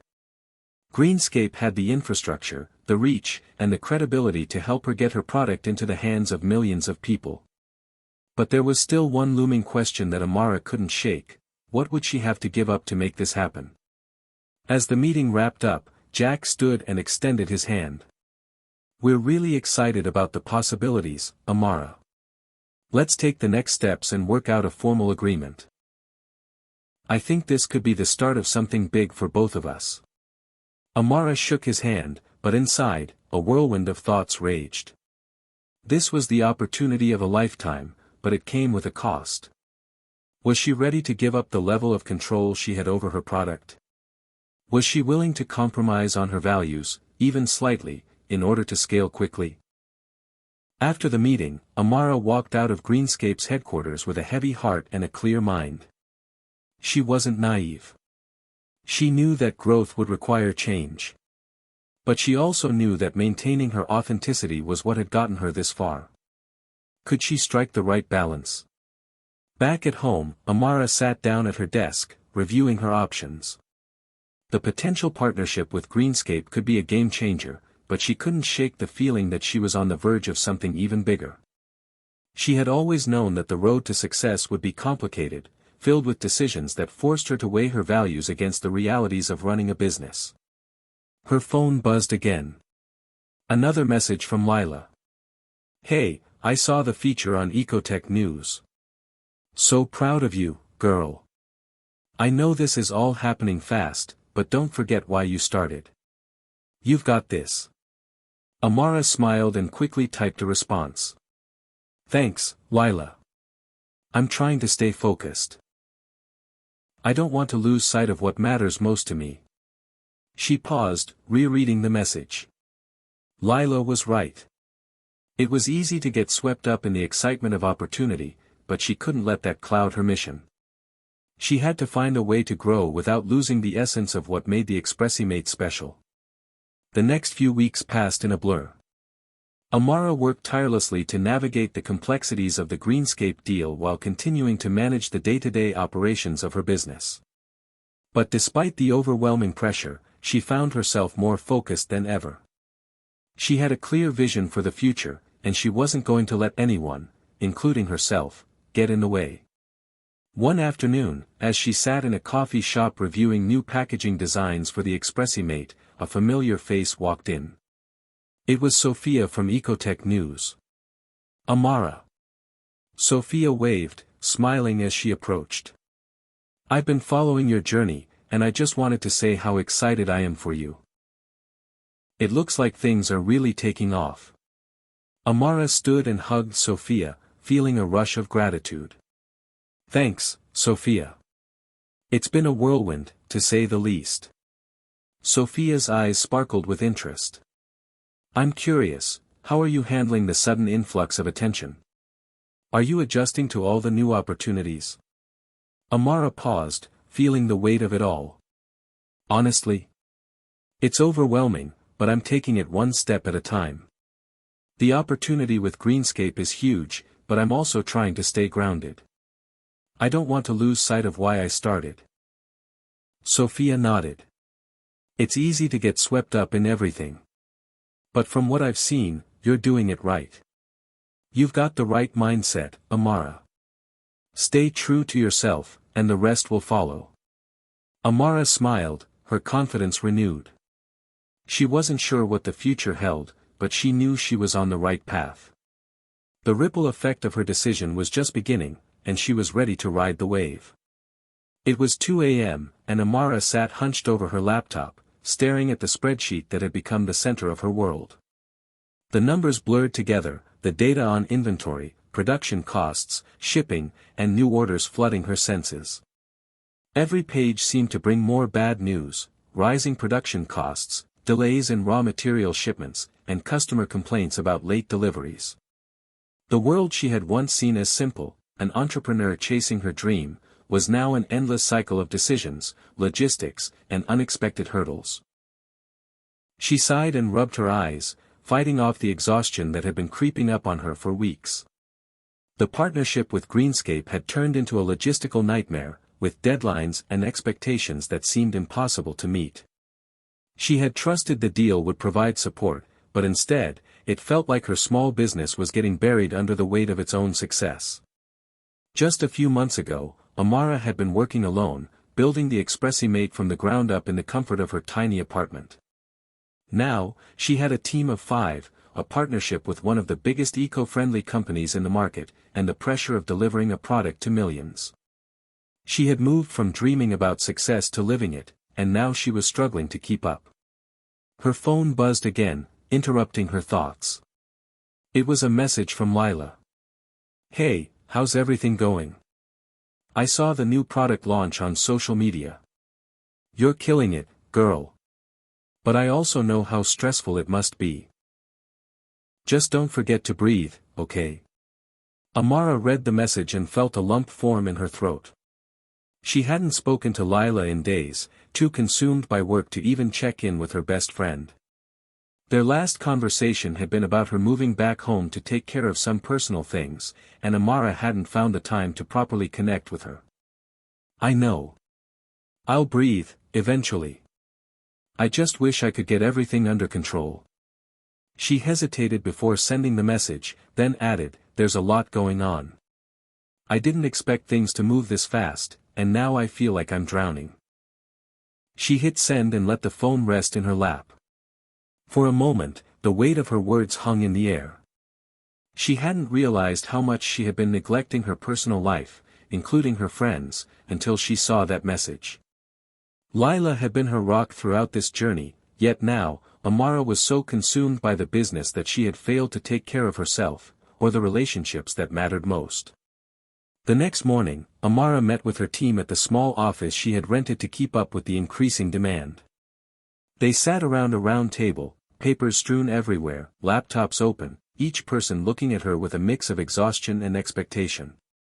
"We need to talk about the shipping delays," Jordan, her operations manager, said, his voice tight with frustration. "The manufacturer hasn't been able to meet the demand. Greenscape wants us to ramp up production, but they're not providing the support we expected." Amara rubbed her temples. I know. I've been on the phone with them all week, and they're promising that everything will be resolved. But the truth is, we're barely keeping up with the current orders. I don't know how we can keep up if we add more." "It's not just about keeping up," Tanya, her marketing lead, added. "We've already launched the Expressimate into a huge market, and now there's this pressure to scale. Greenscape is expecting numbers that we can't deliver on yet, and it's starting to affect our reputation." The room fell silent as everyone exchanged glances. The weight of the situation was clear. They were in over their heads. The early successes, the excitement of their viral launch, had quickly turned into a series of crises that threatened to derail everything. Amara closed her eyes, trying to center herself. She could feel her heart racing, the pressure mounting. This wasn't what she had envisioned. She'd wanted to build something sustainable, something that would impact people's lives in a positive way, not something that would consume her every waking hour and leave her struggling to stay afloat. "We need to make some tough decisions," she said finally, her voice steady despite the storm swirling inside her. "First, we're going to have to prioritize orders and communicate with our customers. We're not going to make promises we can't keep. We'll give them a realistic timeline and work from there. As for Greenscape, I'll handle the conversation with them. We can't keep pushing forward at this rate unless we get more resources or push back on some of their demands." Jordan nodded. "Sounds good. But what about the team? We're all stretched thin. Everyone's working overtime." Amara hesitated. Her team was her lifeline. She had handpicked each person, and they'd been through so much together. She had wanted to protect them from the kind of burnout she herself was experiencing, but it seemed inevitable now. "I'll see what I can do," she said, her voice softening. "But right now, I'm going to need all of us to push a little harder." Later that afternoon, Amara found herself sitting in the quiet of her office, phone in hand, drafting an email to Greenscape CEO, Jack. She needed to address the growing issues, but she didn't want to burn any bridges. "Dear Jack. I hope this message finds you well. I wanted to take a moment to update you on the current state of our partnership.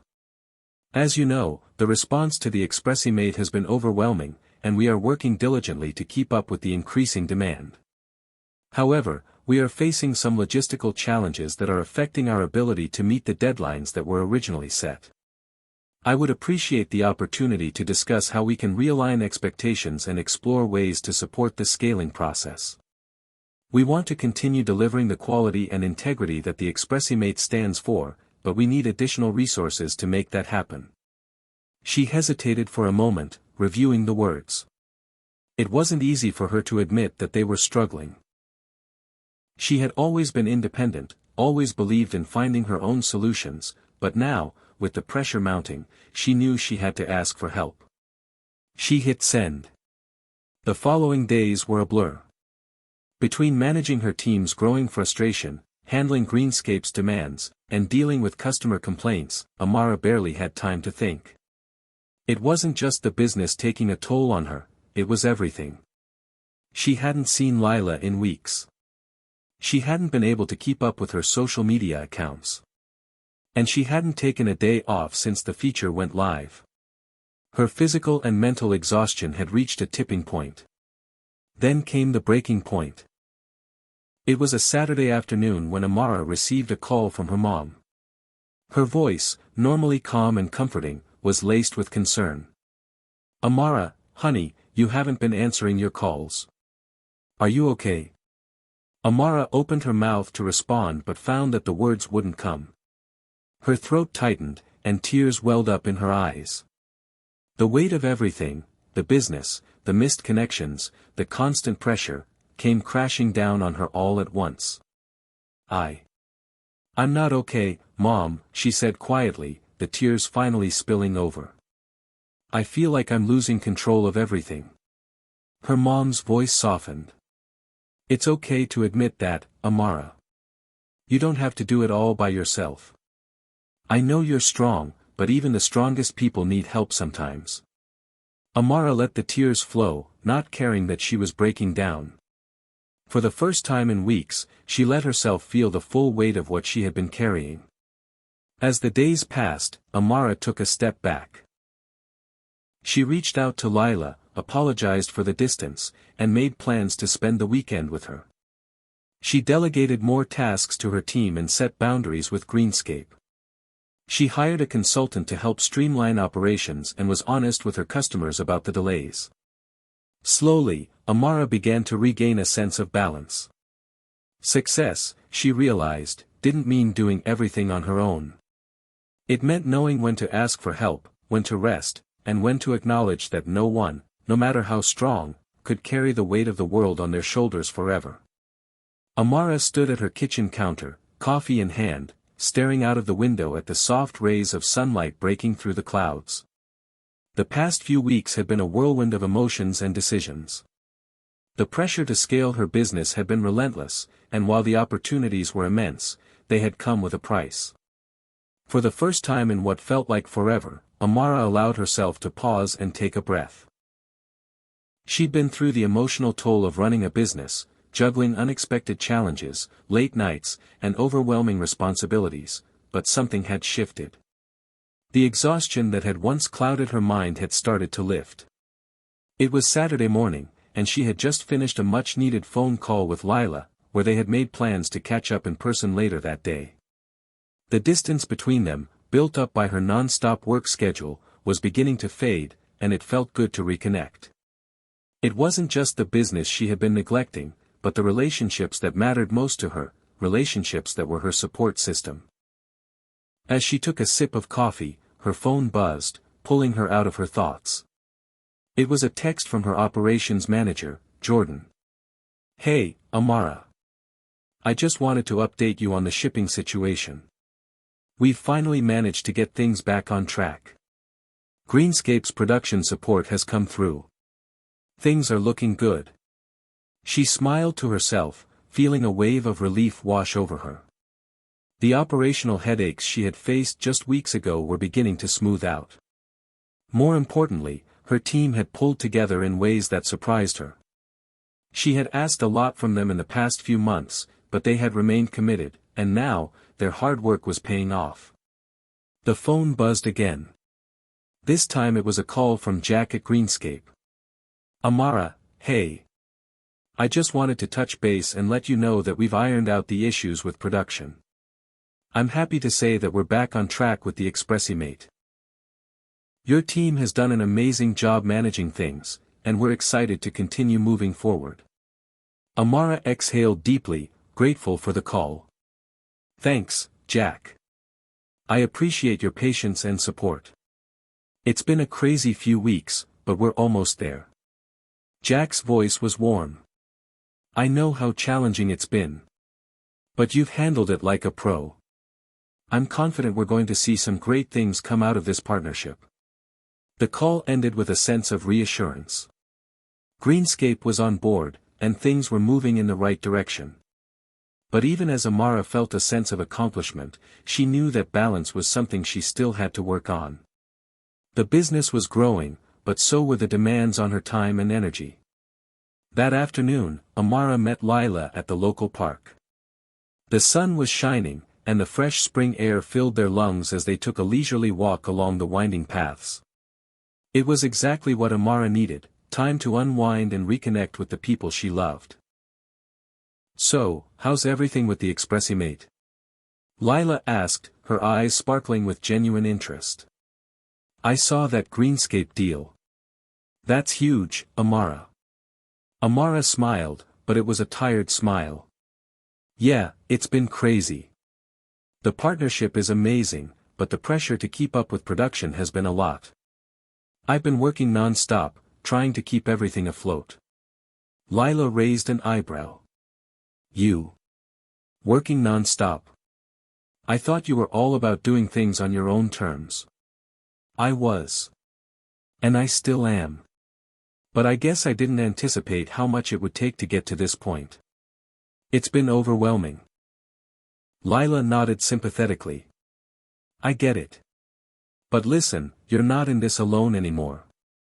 You've got your team, you've got Greenscape, and you've got me. You can't do it all by yourself, no matter how strong you are." Amara felt a lump in her throat. She had always been independent, she prided herself on being able to handle everything, but now she realized that her ambition had sometimes pushed her too far. Lila was right. She didn't have to carry the burden alone. "I've been so focused on making the Expressimate a success that I forgot about everything else," Amara said quietly. "I haven't made time for myself, for the people who matter. And now, I'm feeling it." Lila took her hand and gave it a reassuring squeeze. "You've built something incredible. And you'll keep building, but you need to take care of yourself, too. You don't want to look back and regret not enjoying the journey." Amara nodded, the weight of her friend's words sinking in.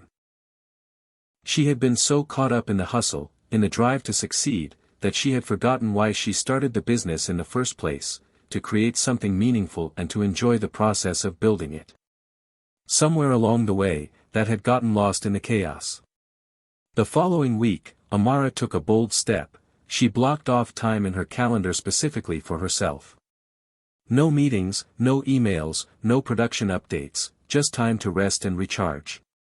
She scheduled regular catch-ups with Lila, family dinners with her mom, and even penciled in a day for a solo hike in the nearby woods. It felt strange at first, but slowly, she began to realize that the world wouldn't fall apart if she took a step back every once in a while. Amara also took a hard look at her team's workload. She began delegating more responsibilities to Jordan and Tanya, empowering them to make decisions and take ownership of certain aspects of the business. It wasn't just about distributing the workload. It was about trusting her team and giving them the space to grow. In the meantime, she hired a personal assistant to help manage her schedule and handle some of the more administrative tasks. It was a small step, but it made a big difference. She was no longer running from one fire to the next. Instead, she was building a business that could operate without her being at the helm every second of the day. One evening, as Amara sat down for dinner with her mom, she finally felt a sense of calm that had been missing for so long. Her mom smiled at her across the table, noticing the shift in her daughter's demeanor. "You seem different, Amara," her mom said, setting down a glass of water. "More relaxed." Amara laughed softly. "I'm getting there. It's been a long road, but I'm starting to realize that success isn't just about what you achieve, it's about how you live while you're working toward it." Her mom's smile deepened. "I'm proud of you. Not just for what you've built, but for knowing when to slow down." Amara felt a lump form in her throat. She had been so focused on building her business that she had forgotten the importance of balance. But now, she was learning. She wasn't perfect, there were still challenges ahead, but for the first time in a long time, she felt a sense of peace. The next few weeks brought even more opportunities, but Amara was learning to manage them with more grace. She had a healthier balance between work and life, and that was helping her make better decisions. She wasn't just growing the Expressimate, she was growing herself as a leader, a friend, and a person. And while there would always be obstacles along the way, Amara had finally learned one of the most important lessons of all: success wasn't just about what you built, it was about how you took care of yourself and the relationships that supported you along the way. Amara stood on the rooftop of her office building, gazing out at the skyline as the sun began to set. The city stretched out before her in shades of gold and pink, and for the first time in months, she felt a sense of quiet satisfaction. The past several weeks had been a whirlwind of adjustments and personal growth, but now, the stress of scaling her business seemed to have settled into something more manageable. The launch of the Expressimate had surpassed her wildest expectations, and the orders kept rolling in. But as Amara stared into the horizon, she realized that something was missing. The hustle and the constant pressure to meet deadlines had taught her many lessons, but there was something more she needed to focus on now. She had created a product that was making waves, an eco-friendly innovation that had captured the attention of consumers everywhere. But now, she needed to think bigger. What was the purpose behind the product? What kind of impact did she want to make in the world beyond just sales and profits? The following week, Amara sat in a meeting with her team. She could see the exhaustion still lingering in their eyes, despite the strides they'd made in smoothing out operations. They had grown, both in numbers and responsibility. Amara had delegated more tasks, but she had also made sure to create space for everyone to take ownership of the company's future. She opened the meeting with a question. I've been thinking a lot lately about where we're going as a company. We've had great success with the Expressimate, but what's next? What is the bigger mission behind what we're doing? Jordan leaned forward, a thoughtful expression on his face. You've built a great product, Amara. People love it. But I think we've only scratched the surface of the change we could make. I've seen so many eco-conscious brands, but there's something unique about the way you approach this business. You don't just want to sell products, you want to make a real difference in how people think about sustainability. Tanya nodded in agreement. Exactly. The Expressimate isn't just a product. It's part of a larger shift towards sustainability. It's about reducing waste, creating better alternatives, and changing consumer behavior. But we need to start thinking about how to leverage that message more powerfully. Amara smiled at their enthusiasm. They were right. Her focus had been on the product itself, the design, the functionality, and the customer experience. But now, she realized that she had the opportunity to make an even greater impact. She had built something that resonated with people, but it was time to take that resonance and build a larger, more meaningful mission around it. That afternoon, Amara took a walk through a local park, letting the quiet surroundings ground her as she thought about the future. As she walked, she remembered her early days, when she had been a student, just starting out with an idea and a dream. Back then, her goal had been simple: create something that would make a positive impact on the world. She had always been passionate about sustainability, but over time, that passion had been overshadowed by the urgency of keeping the business afloat. Now, as she strolled among the trees, Amara realized that the time had come to return to her roots. The business was no longer just about a product, it was about a movement. And if she wanted to have a lasting impact, she needed to broaden her vision and redefine her company's mission. The next day, Amara called a strategy meeting with her core team. She had been doing a lot of thinking, and now it was time to share her vision. I've been reflecting a lot on where we are and where we're going, Amara began. And I think it's time to step back and reconsider what this business is truly about. Yes, the Expressimate is a great product, and it's changing lives, but I think we can do even more. We're not just selling a product, we're offering a solution, a way for people to live more sustainably. Her team looked at her, intrigued. I want us to think beyond the product. I want us to create a movement, a brand that represents more than just innovation. We need to lead the charge in making sustainability accessible to everyone, and not just with our product, but through education, advocacy, and community engagement. Tanya spoke up. Are you suggesting that we expand beyond just selling products and get into more educational initiatives? Maybe partnerships with schools, nonprofits, or even government initiatives? Amara nodded. Exactly. We can start creating educational content about sustainability, offering resources on how people can reduce waste in their daily lives. We could work with environmental organizations to help amplify their message and even advocate for policies that support eco-friendly practices. Jordan added, we could also partner with other like-minded brands to create a network of businesses that push the same message forward. It's about creating a movement, shifting consumer culture from a throwaway mentality to a more mindful, sustainable approach. The idea began to take shape, and Amara felt a surge of excitement. She had always wanted to make a real difference, but now, she was seeing the full scope of what was possible. The Expressimate was just the beginning. If they played their cards right, they could create a platform for real change, a platform that not only sold products but also shaped the way people thought about the environment. Over the next few weeks, Amara began to put her new vision into action. She and her team worked on a new campaign, Live Sustainably, Live Mindfully. The campaign would focus on education and practical tips for reducing waste, conserving energy, and living a more eco-conscious lifestyle.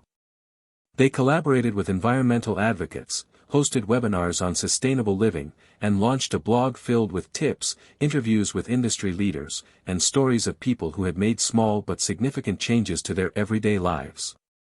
They also began reaching out to schools, offering to donate a portion of their products to educational institutions to use in classrooms, helping children learn about sustainability from a young age. As Amara watched the campaign gain traction, she couldn't help but feel a deep sense of fulfillment. She wasn't just selling a product, she was changing the narrative around sustainability, empowering people to make informed choices about how they lived. One afternoon, Amara received an email that left her breathless. It was from the CEO of a major environmental nonprofit organization, Earthwise, inviting her to be a keynote speaker at their annual sustainability summit. The summit was one of the largest gatherings of environmental advocates, government officials, and business leaders in the world. The opportunity was huge. Earthwise wanted to hear her story, the journey from her humble beginnings to creating a product that was changing the way people thought about eco-friendly living. They wanted her to speak about the future of sustainable innovation and how businesses could play a role in creating lasting change. Amara smiled to herself. This was the moment she had been working toward. It wasn't just about the product. It was about being part of something bigger, something that could influence not only her business but the world at large. That evening, as Amara sat down to dinner with her mom, she shared the news. Her mom's eyes lit up as she listened to the details, and she couldn't help but smile at the realization that her daughter had come full circle. "You're not just building a business, Amara," her mom said softly. "You're building a legacy." Amara paused, letting the weight of her mom's words sink in. It was true. She wasn't just selling a product, she was creating a movement that would outlive her company. She was building a legacy of sustainability, empowerment, and positive change. And as she sat there, the future seemed clearer than ever before. She wasn't just in the business of innovation. She was in the business of making the world a better place, one mindful choice at a time. Amara sat at her desk, the hum of the office around her barely registering as she stared at the keynote invitation on her laptop screen. The email from Earthwise had come through several days ago, and now, the event was only a few weeks away. The Global Sustainability Summit would bring together some of the most influential leaders in environmental policy, business, and activism, and Amara had been invited to speak. The enormity of the opportunity still felt surreal. She had gone from launching a small startup in her apartment to now being asked to speak on a world stage about sustainability. Amara shook her head in disbelief. It wasn't just a professional milestone, it was a chance to influence the future of eco-conscious innovation on a global scale. But with the excitement came pressure. How could she possibly encapsulate everything she had built, the passion, the mission, the product, into a keynote speech that could live up to the expectations of such an esteemed audience? As the days ticked by, Amara became consumed with the task of preparing. She had written drafts of her speech, but something still felt off. She wanted to inspire the room, to leave them thinking about sustainability in a new way. But every time she read through her notes, she felt like she was missing something. She wasn't just presenting a product or a business model, she was sharing her vision for the future. A future where sustainability was the default, not the exception. It was late one evening when Amara decided to step away from the desk and clear her head. She grabbed her jacket, walked out of the office, and headed toward the nearby park. The brisk air against her face felt like a reset. As she wandered along the familiar trails, she thought about all the people who had helped her along the way, her mom, her friends, her team at the company. Each one had been instrumental in getting her here. But it was also the voices of her early mentors, the people who had shown her what true sustainability looked like, that had shaped the way she thought about her business. It was during this walk that an idea struck her like a bolt of lightning. The speech she was preparing didn't need to be about the product or even the company, it needed to be about the people. The small changes that people made in their daily lives were what ultimately created the larger shift she was striving for. It was time to stop thinking of sustainability as a business initiative and start thinking of it as a movement, one that started with individuals making conscious choices, no matter how small. Back in her apartment, Amara set to work on the final draft of her speech. She rewrote entire sections, shedding the corporate jargon and focusing more on the emotional, human side of sustainability. She wanted to show the audience that every choice mattered, no matter how insignificant it seemed in the grand scheme of things. Her phone buzzed with a text from Lila, and Amara took a break to read it. "So, Earthwise. That's incredible. I know you'll crush it. How are you feeling about the speech?" Amara smiled, tapping out a quick response. "Honestly, I'm still working on it. It's a little harder than I thought to put everything I feel into words. I want to inspire them, not just talk about a product." Lila's reply came almost instantly. "You'll inspire them, Amara. You've already done it through your actions. Just speak from the heart, that's what people connect with." Amara felt a warm rush of gratitude for her friend.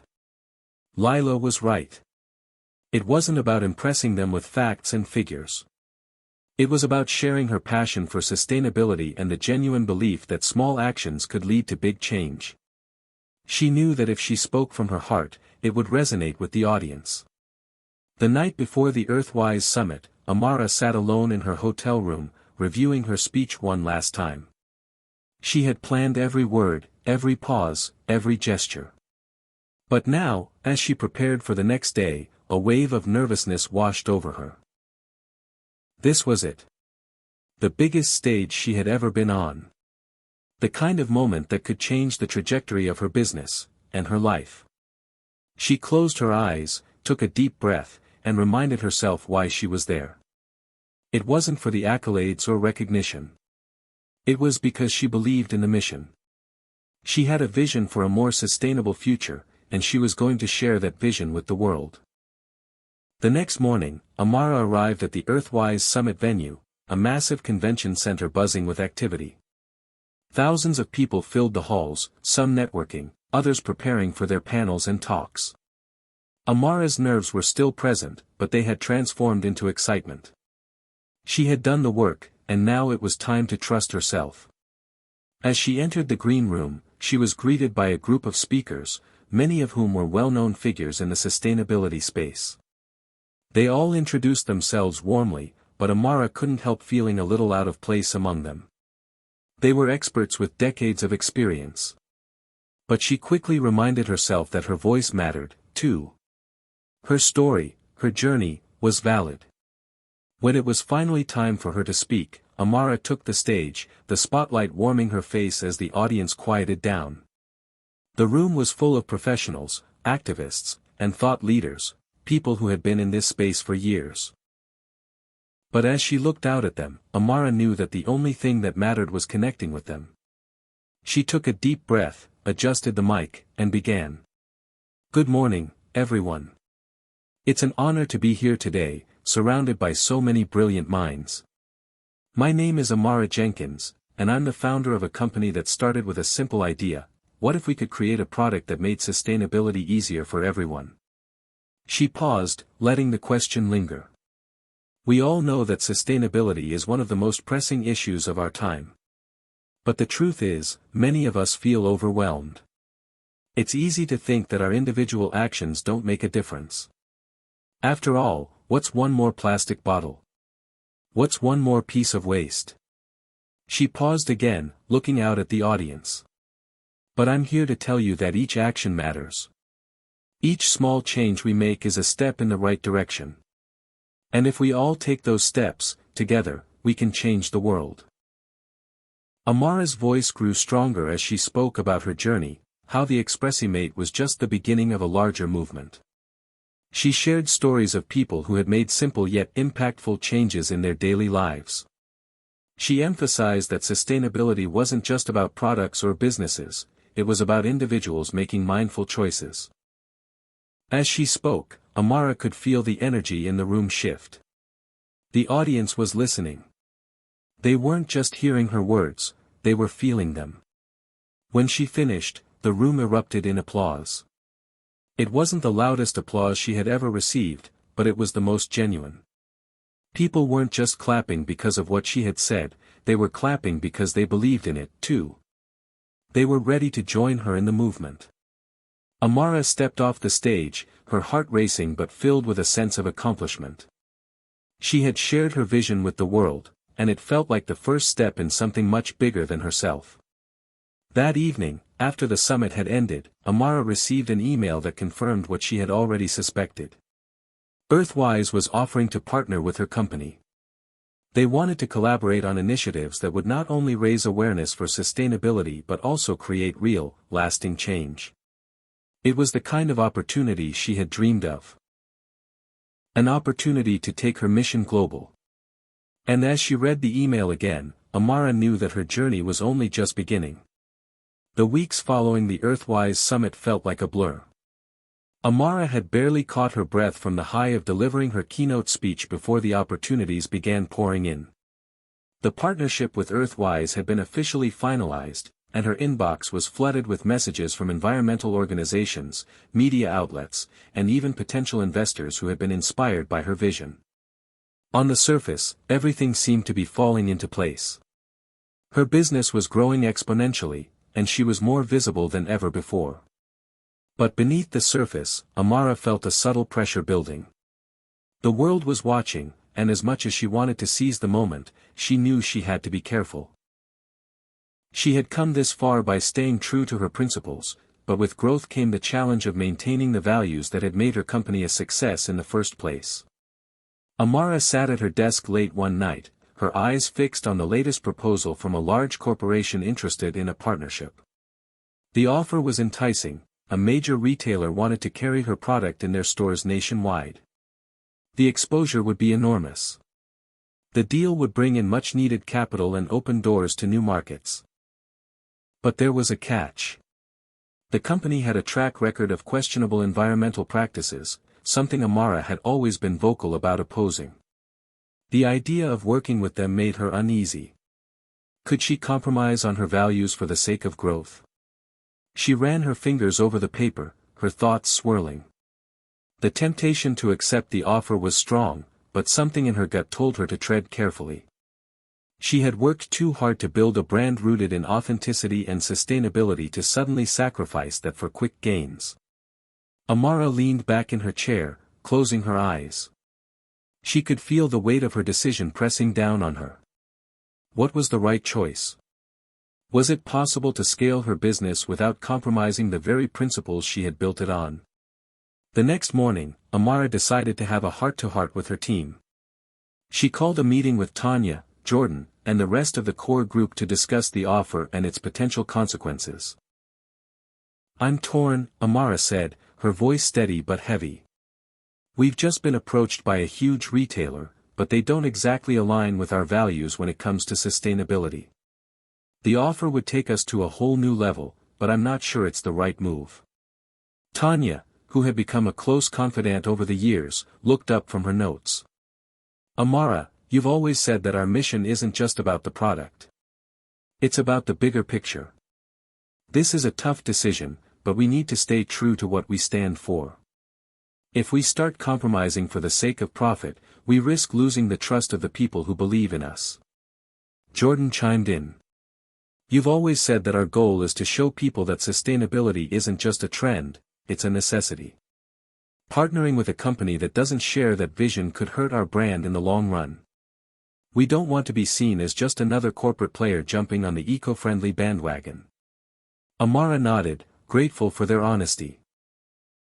She had known that this decision wasn't going to be easy, but hearing their perspectives reinforced what she already knew deep down.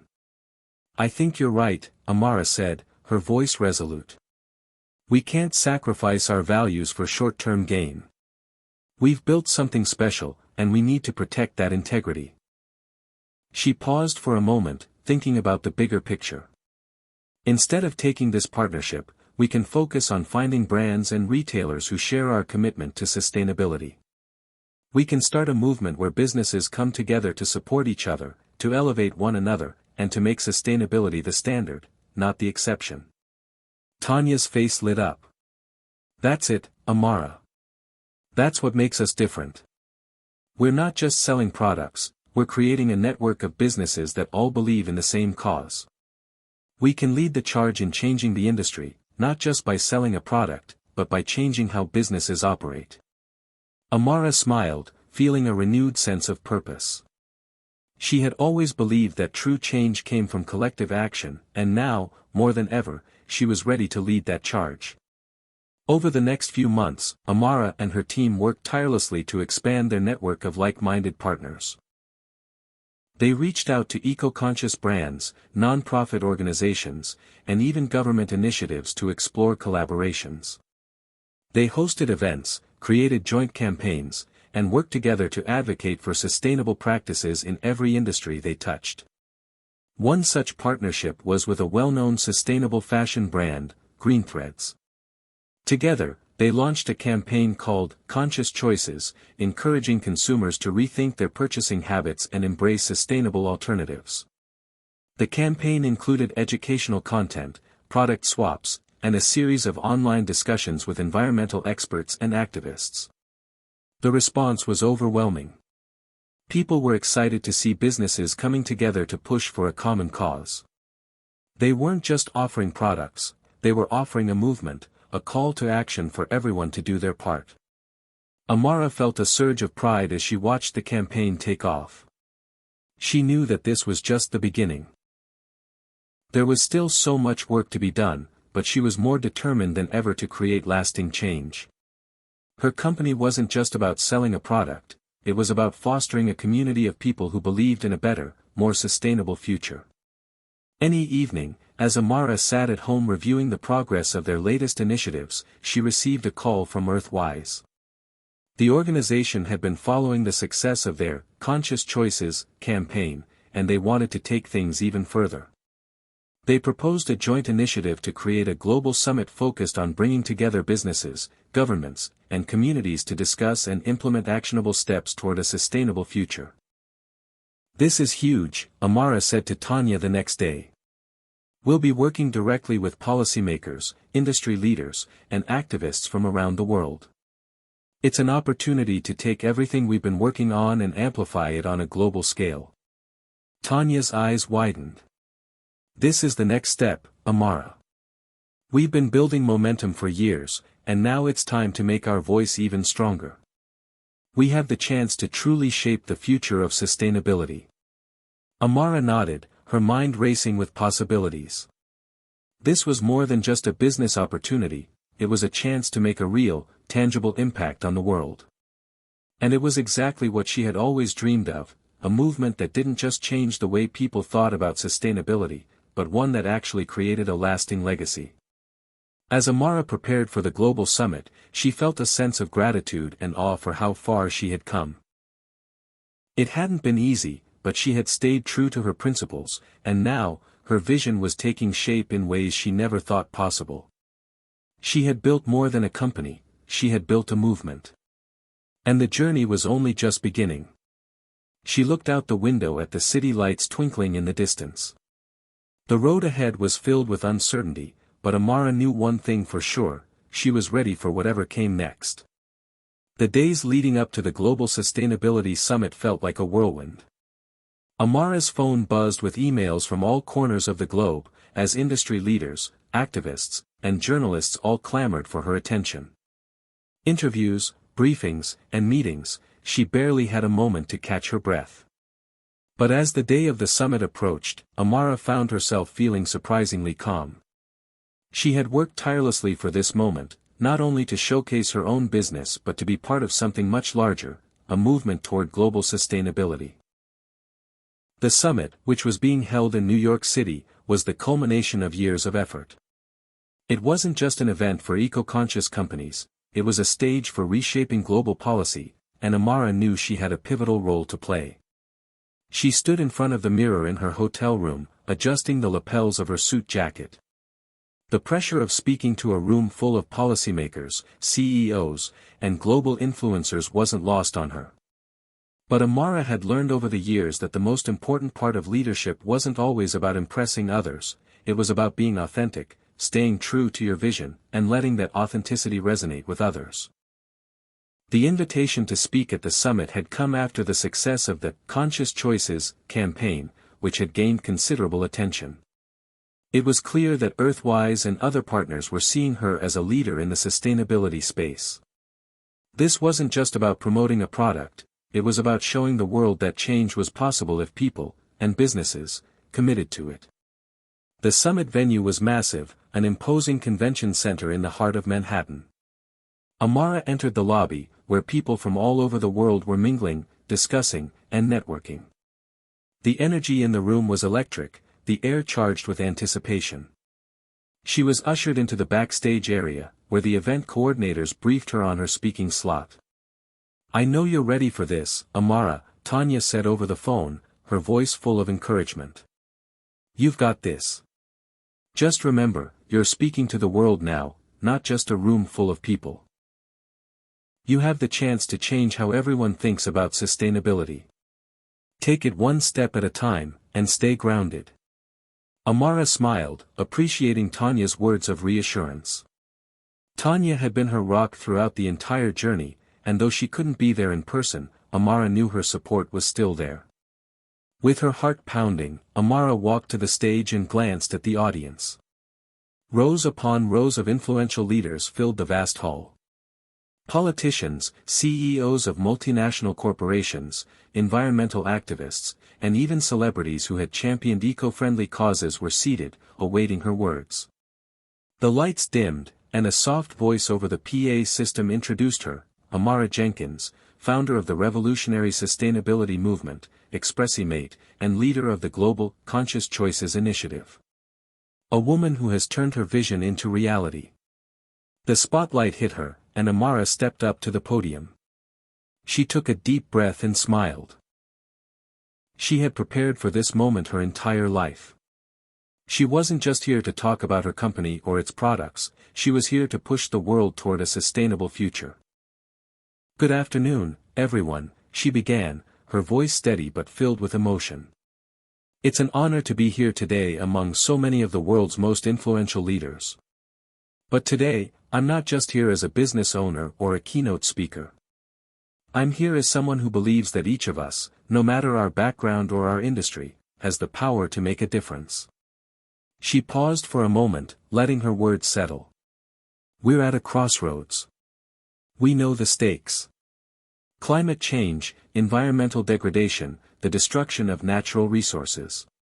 The clock is ticking. And yes, the problem is enormous. But I've spent the last several years working on something I believe can make a significant impact, and I'm here today to share that vision with you." Amara walked across the stage, making eye contact with the audience. "I'm not here to tell you that we have all the answers, or that sustainability is easy. It's not. But I'm here to tell you that the solutions are already in front of us. And all we need to do is take action." Amara's speech focused on one central message: sustainability isn't just a trend, it's the future. She talked about her company's journey, the impact of the Conscious Choices campaign, and how businesses had the power to lead the charge in environmental reform. But she also shared personal stories, about the struggles she faced as a young woman of color in the tech and sustainability industries, about the challenges she had overcome, and about the lessons she had learned along the way. The choices we make, no matter how small, can change the course of history, she said. When we decide to make sustainability a priority in our businesses, in our lives, we're not just protecting the planet. We're creating a world where people and the planet can thrive together. The room was silent, every person hanging on her words. Amara's heart raced, but she could feel the impact she was having. The response wasn't immediate, but she wasn't worried. She knew this wasn't about applause, it was about creating change, even if it took time. When she finished, the audience erupted into applause. The sound was louder than any she had heard before, and the warmth of the response gave her a rush of hope. She had delivered the message she had set out to share, and the room had listened. As she stepped off the stage, a flurry of conversations broke out. The media were already rushing toward her for interviews, eager to capture her thoughts on the summit and her company's role in the sustainability movement. She spoke with journalists from major publications, environmental influencers, and even a few politicians who were interested in how her business could help shape future policy. Later that evening, Amara sat in a quiet corner of the venue, reflecting on the day's events. She was physically exhausted, but emotionally, she felt more alive than ever. She had spoken her truth, shared her vision, and planted a seed in the minds of some of the world's most influential leaders. Tanya called as soon as Amara's phone buzzed. "Amara, you were incredible. I knew you had it in you. I'm so proud of you." Amara smiled, leaning back in her chair. "Thanks, Tanya. I think we just took the first step towards something huge. I can feel it, this is the turning point. The world is ready for change." As she looked around at the bustling activity of the summit, Amara knew that this was just the beginning. The connections she had made today, the conversations she had started, they would lead to bigger collaborations, new initiatives, and ultimately, a more sustainable future. The summit had been everything she had hoped for and more. The momentum was real. And as she looked toward the future, Amara realized that the true challenge was just beginning, translating the energy and excitement of the summit into lasting, impactful change. The Global Sustainability Summit had ended, but the echoes of the event still reverberated in Amara's mind. As she sat by the window in her hotel room, overlooking the bustling streets of New York City, she felt a deep sense of accomplishment. The world was finally taking notice of her vision for a sustainable future, and with every connection she had made, every conversation she had sparked, she could feel the weight of her responsibility as a leader in this movement. But beyond the applause, the media interviews, and the newfound recognition, Amara knew that the real work had only just begun. She had always believed that change didn't happen overnight, and certainly not in the form of a single summit or speech. The path ahead would be long, challenging, and filled with obstacles, but it was also full of possibility. Amara's phone buzzed on the table, pulling her from her thoughts. It was a message from Tanya, as it often was after major events like these. Tanya's words were simple but filled with meaning. "You've done it, Amara. You've set the stage for the next chapter. Now let's write it together." A smile spread across Amara's face. Tanya had always been the anchor in her life, her source of steady support when the waves of uncertainty threatened to overwhelm her. With her on this journey, Amara felt like she could face whatever came next. As the weeks passed, Amara and her team dove headfirst into the work that followed the summit. There were partnerships to solidify, initiatives to launch, and a growing community of businesses, influencers, and policymakers to engage. Earthwise had already announced a new initiative that would directly align with Amara's goals, and her team was already planning the next phase of the Conscious Choices campaign. But it wasn't just about scaling her business or becoming the face of sustainability. Amara knew that for her to truly make a difference, the movement had to go beyond her company. It had to be about empowering others to join the cause, to believe that they, too, had a role to play in shaping the future. One of the most exciting developments in the aftermath of the summit was a new program Amara had developed in collaboration with Earthwise and other sustainability leaders, a mentorship and incubator program designed to support small, diverse entrepreneurs who were working toward innovative solutions to environmental problems. Amara's own journey had been filled with challenges, and she wanted to ensure that others, especially those from marginalized communities, had the resources and support they needed to succeed. This initiative, which Amara called the Green Innovators Collective, would provide funding, mentorship, and access to a network of like-minded businesses and investors. "I'm not just building a company," Amara had said during one of her first brainstorming sessions for the initiative. "I'm building a movement that lifts others up. It's about creating space for all voices, especially those who have been historically excluded from these conversations. Sustainability isn't just a white, wealthy person's cause, it's for everyone. And we need to make sure that everyone has access to the resources they need to thrive." The launch of the Green Innovators Collective was a turning point for Amara. It was an acknowledgement that sustainability wasn't just a corporate trend, it was a collective responsibility. Through the initiative, she had brought together dozens of entrepreneurs from around the world, offering them not only financial support but also the opportunity to collaborate, innovate, and amplify their impact. The program's first cohort featured a wide range of businesses, from eco-friendly fashion startups to sustainable agriculture initiatives and clean energy solutions. Each of these entrepreneurs brought their own unique perspective and approach to sustainability, and Amara felt a deep sense of pride in being part of a movement that was amplifying so many diverse voices. As the months passed, Amara's focus shifted from merely growing her own company to creating the kind of ecosystem where others could thrive as well. She worked tirelessly to connect her mentors with investors, partners, and customers who shared their values. She took every opportunity to speak at conferences, participate in panel discussions, and advocate for policies that supported small businesses in the sustainability space. One evening, as Amara was reviewing the progress of the Green Innovators Collective, she received a call from a familiar number. It was Dr. Evelyn Moore, one of the leading climate scientists Amara had met at the summit. "Amara," Dr. Moore said, her voice crackling with excitement. "I've been following the work you're doing with the collective. It's incredible.